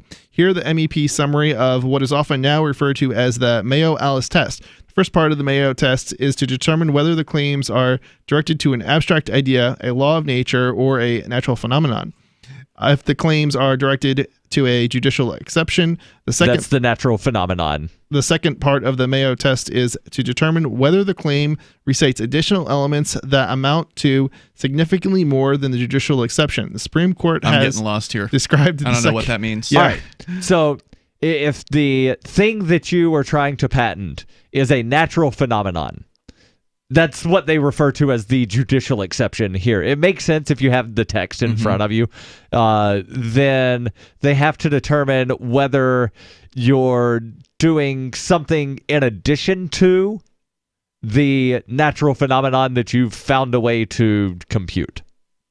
Okay, so back to software. In 2014, the Supreme Court ruled on the case of Alice for CLS Bank regarding a stock computer on which is loaded software to facilitate trades with a third-party intermediary. Their opinion directly applied the Mayo test, like the research result with a blood test tacked on. The technical details of the Alice software patent were really just a fig leaf over a claim on an abstract concept, i.e. with a computer. So right. So like what a lot of people now, and I realize I'm going to catch some flack for saying this, what a lot of people now are saying, we should just slap this on a blockchain and then it's different. No, it's the same stupid thing. You're just putting stupid thing on a blockchain. Okay. Yeah. I mean, it's basically, it pretty much sums it up. It's not novel just because you've automated it. Okay. I follow what you're saying there, Darryl. That makes sense. Yeah, it's let's see here. And so now they're talking about making the basic like stuff you're talking about legal again, the patentable? Yeah. So well, the patent office has proposed some new rules. So there's not been a court ruling. These haven't even been passed by Congress. They're in they wouldn't have to, right? They're just rules by bureaucracy. Well, they've not even gone to the public comment period. They're just saying, hey, we've got an idea, and they posted the idea online. Which would counter the 2014 court ruling, basically, if these ideas it's forward. A fairly lengthy summary, and I don't even know where to begin looking at... Right, I don't even know where to begin here. Check out Freedom Decrypted tomorrow at 5 o'clock, and you can hear more about the story. All right, cool. Yeah, check him out at freedomdecrypted.com. And we'll see you tomorrow night. You can join us online in the meantime. But yes, rest assured, we all agree. Patents, all of them, bad. It's like 60-page. Yeah, I'm going to definitely stay away from that. Yeah. We'll see you tomorrow. freetalklive.com. Free Talk Live. There's going to be no food by February. Oh, that seems a little extreme. I find that hard to believe. Well, watch it happen. Hope you find Christ. Good luck, buddy. Thanks. What really turned me away from religion was the fact that most of them are so intolerant and nasty. What do you mean? Your life will suck unless you find Jesus. Well, I had Jesus a long time ago, and he didn't really do anything for me, so I got away from that. Right, and I can tell you that if you want to have that attitude with people, like, well, you better find Christ, or you're going to burn in hell. Yeah. Then good luck converting people. Yeah, I really want to hang out with people like you, there, Keith. I really want to hang out with people like you. So I'm sorry to those good Christians out there listening that aren't like Keith. But it's the loudmouths like Keith that do real damage to your religion and how people feel about it. Free Talk Live, 7 nights a week from 7 to 10 Eastern, live on the Liberty Radio Network at LRN.FM. This Your Family Today tip is brought to you by Nestle Toll House Morsels, helping you create special moments and memories your family will cherish forever. Visit us at tollhouse.com. You may bake for birthdays and holidays, but why stop there? Sweeten up the rest of the year by designating monthly dessert days. Treat your family to one of their favorites or surprise them with something new. Either way, you'll create a tradition everyone will love. For more tips like these, visit us at parenthood.com/yourfamilytoday. LRN.FM is proud to announce our official listening apps for Android and iOS devices.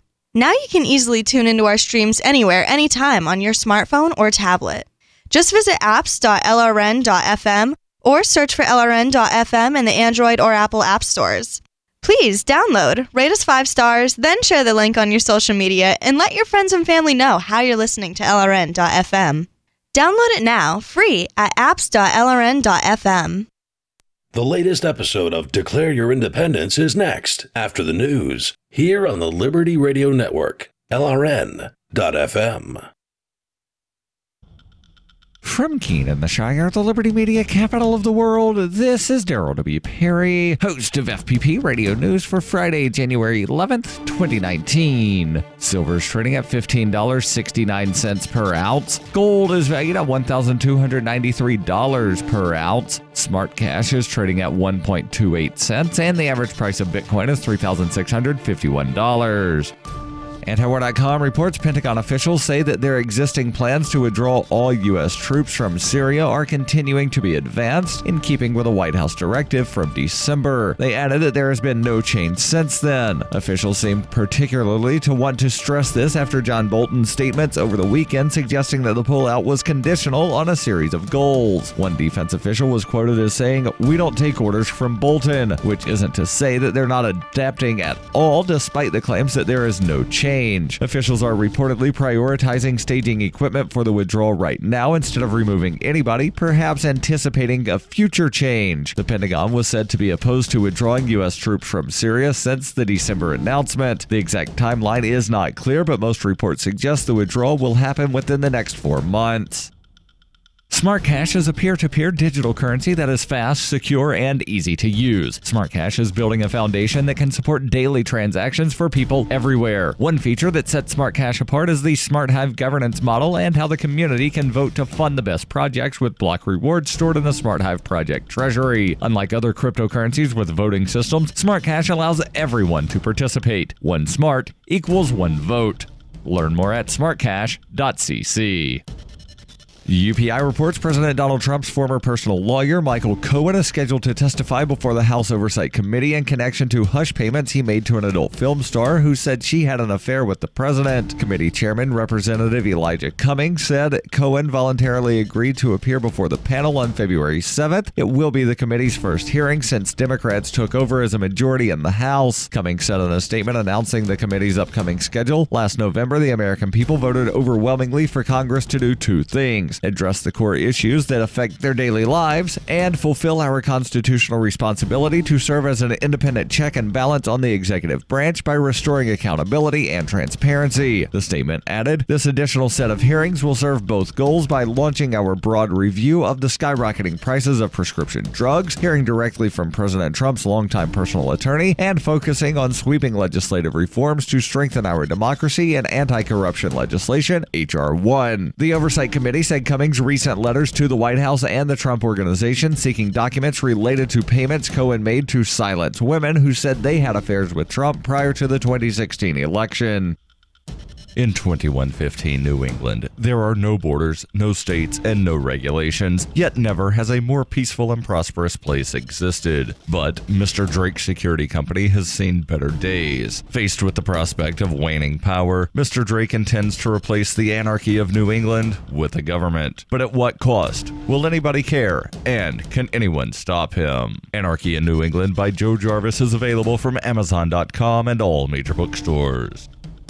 Reuters reports hundreds of furloughed federal employees chanting, "We want our pay," marched on the White House on Thursday, the 20th day of a partial government shutdown over U.S. President Donald Trump's demand for border wall funding. Protesters shouted, "Stop the shutdown," in the bitter cold at the union-organized demonstration that started at the AFL-CIO headquarters and ended in front of 1600 Pennsylvania Avenue, where they hoisted signs reading, "Trump, end the shutdown," and "Not a strike, we want to work." Some 800,000 federal government employees have been ordered to stay home or work without pay during the shutdown, brought on by a standoff between Trump and Democrats in Congress over Trump's demands for $5.7 billion to build a wall on the southern border with Mexico. Trump, in a 2016 presidential campaign promise, reportedly vowed that Mexico would pay for the wall, but he said he will not sign any bill to reopen the government that does not provide funding for the wall. Elaine Soriano, a furloughed scientist with the Environmental Protection Agency, said she would have to dip into her retirement savings if the shutdown continues, and robbed her of yet another paycheck. Soriano said, "It's just clear that this administration doesn't understand normal people in real life, or they wouldn't do this." In its third week, the shutdown of about a quarter of the federal government is the second longest since the mid-1970s. Trump has said it could continue for months or even years. Many furloughed federal workers have turned to online fundraising outlets such as GoFundMe to help cover expenses.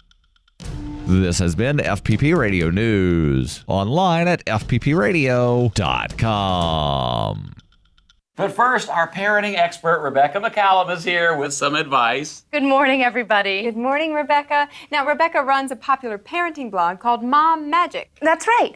It's about the everyday parenting choices that could make a big difference on our children. Rebecca, I read the blog a lot. My first question is, who the hell do you think you are telling me how to raise my kids?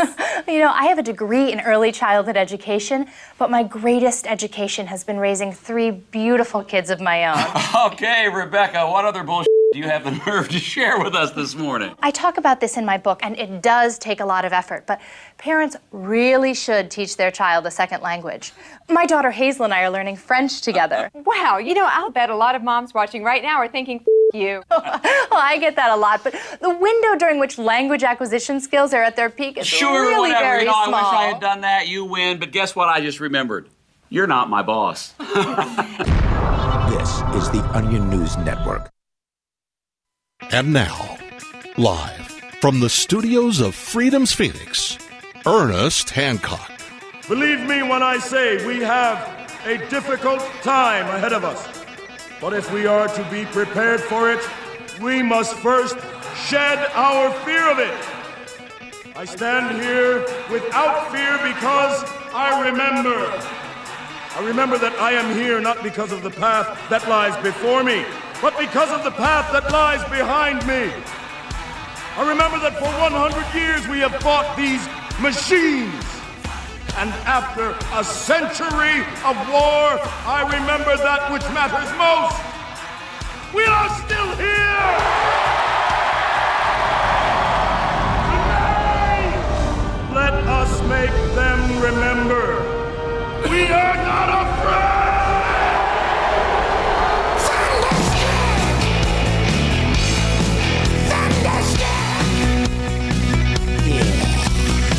Yeah, the feared here and declare your independence of me, Ernest Hancock, here in Phoenix, Arizona, from the BEA, beautiful studios of Freedom's One Ass, Freedom's.com. Oh, my throat is raspy. Yesterday, it was like 7 to 8 hours of hardcore, hit him in the face radio. You know, we had Max Egan from Australia come on, the hour and a half of that. And yesterday it was Davi Barker and Stuart Rhodes and Dr. Frank Tambury, and it was The Wall. Edited down to 5 hours of The Wall. You want to know everything and all the sides you got about The Wall. You know, do that, and man, you will be filled up and good. All right, so what we're going to do today, though, we have in the third hour, Doug Campbell from Made Safe. Made Safe's finally got back to us, like September or so, and said, Ernie's getting his pirate communications. You've been wanting to go pirate, man. We got for you. Excuse me. We'll get it in early January. Well, here it comes. All right. It's a new guy, Doug Campbell. You talked to Nick and David Irvine, Nick Lampert, I think, and had them on, and they're growing. They got a marketing guy. He's going to come explain it to us. So I'm like,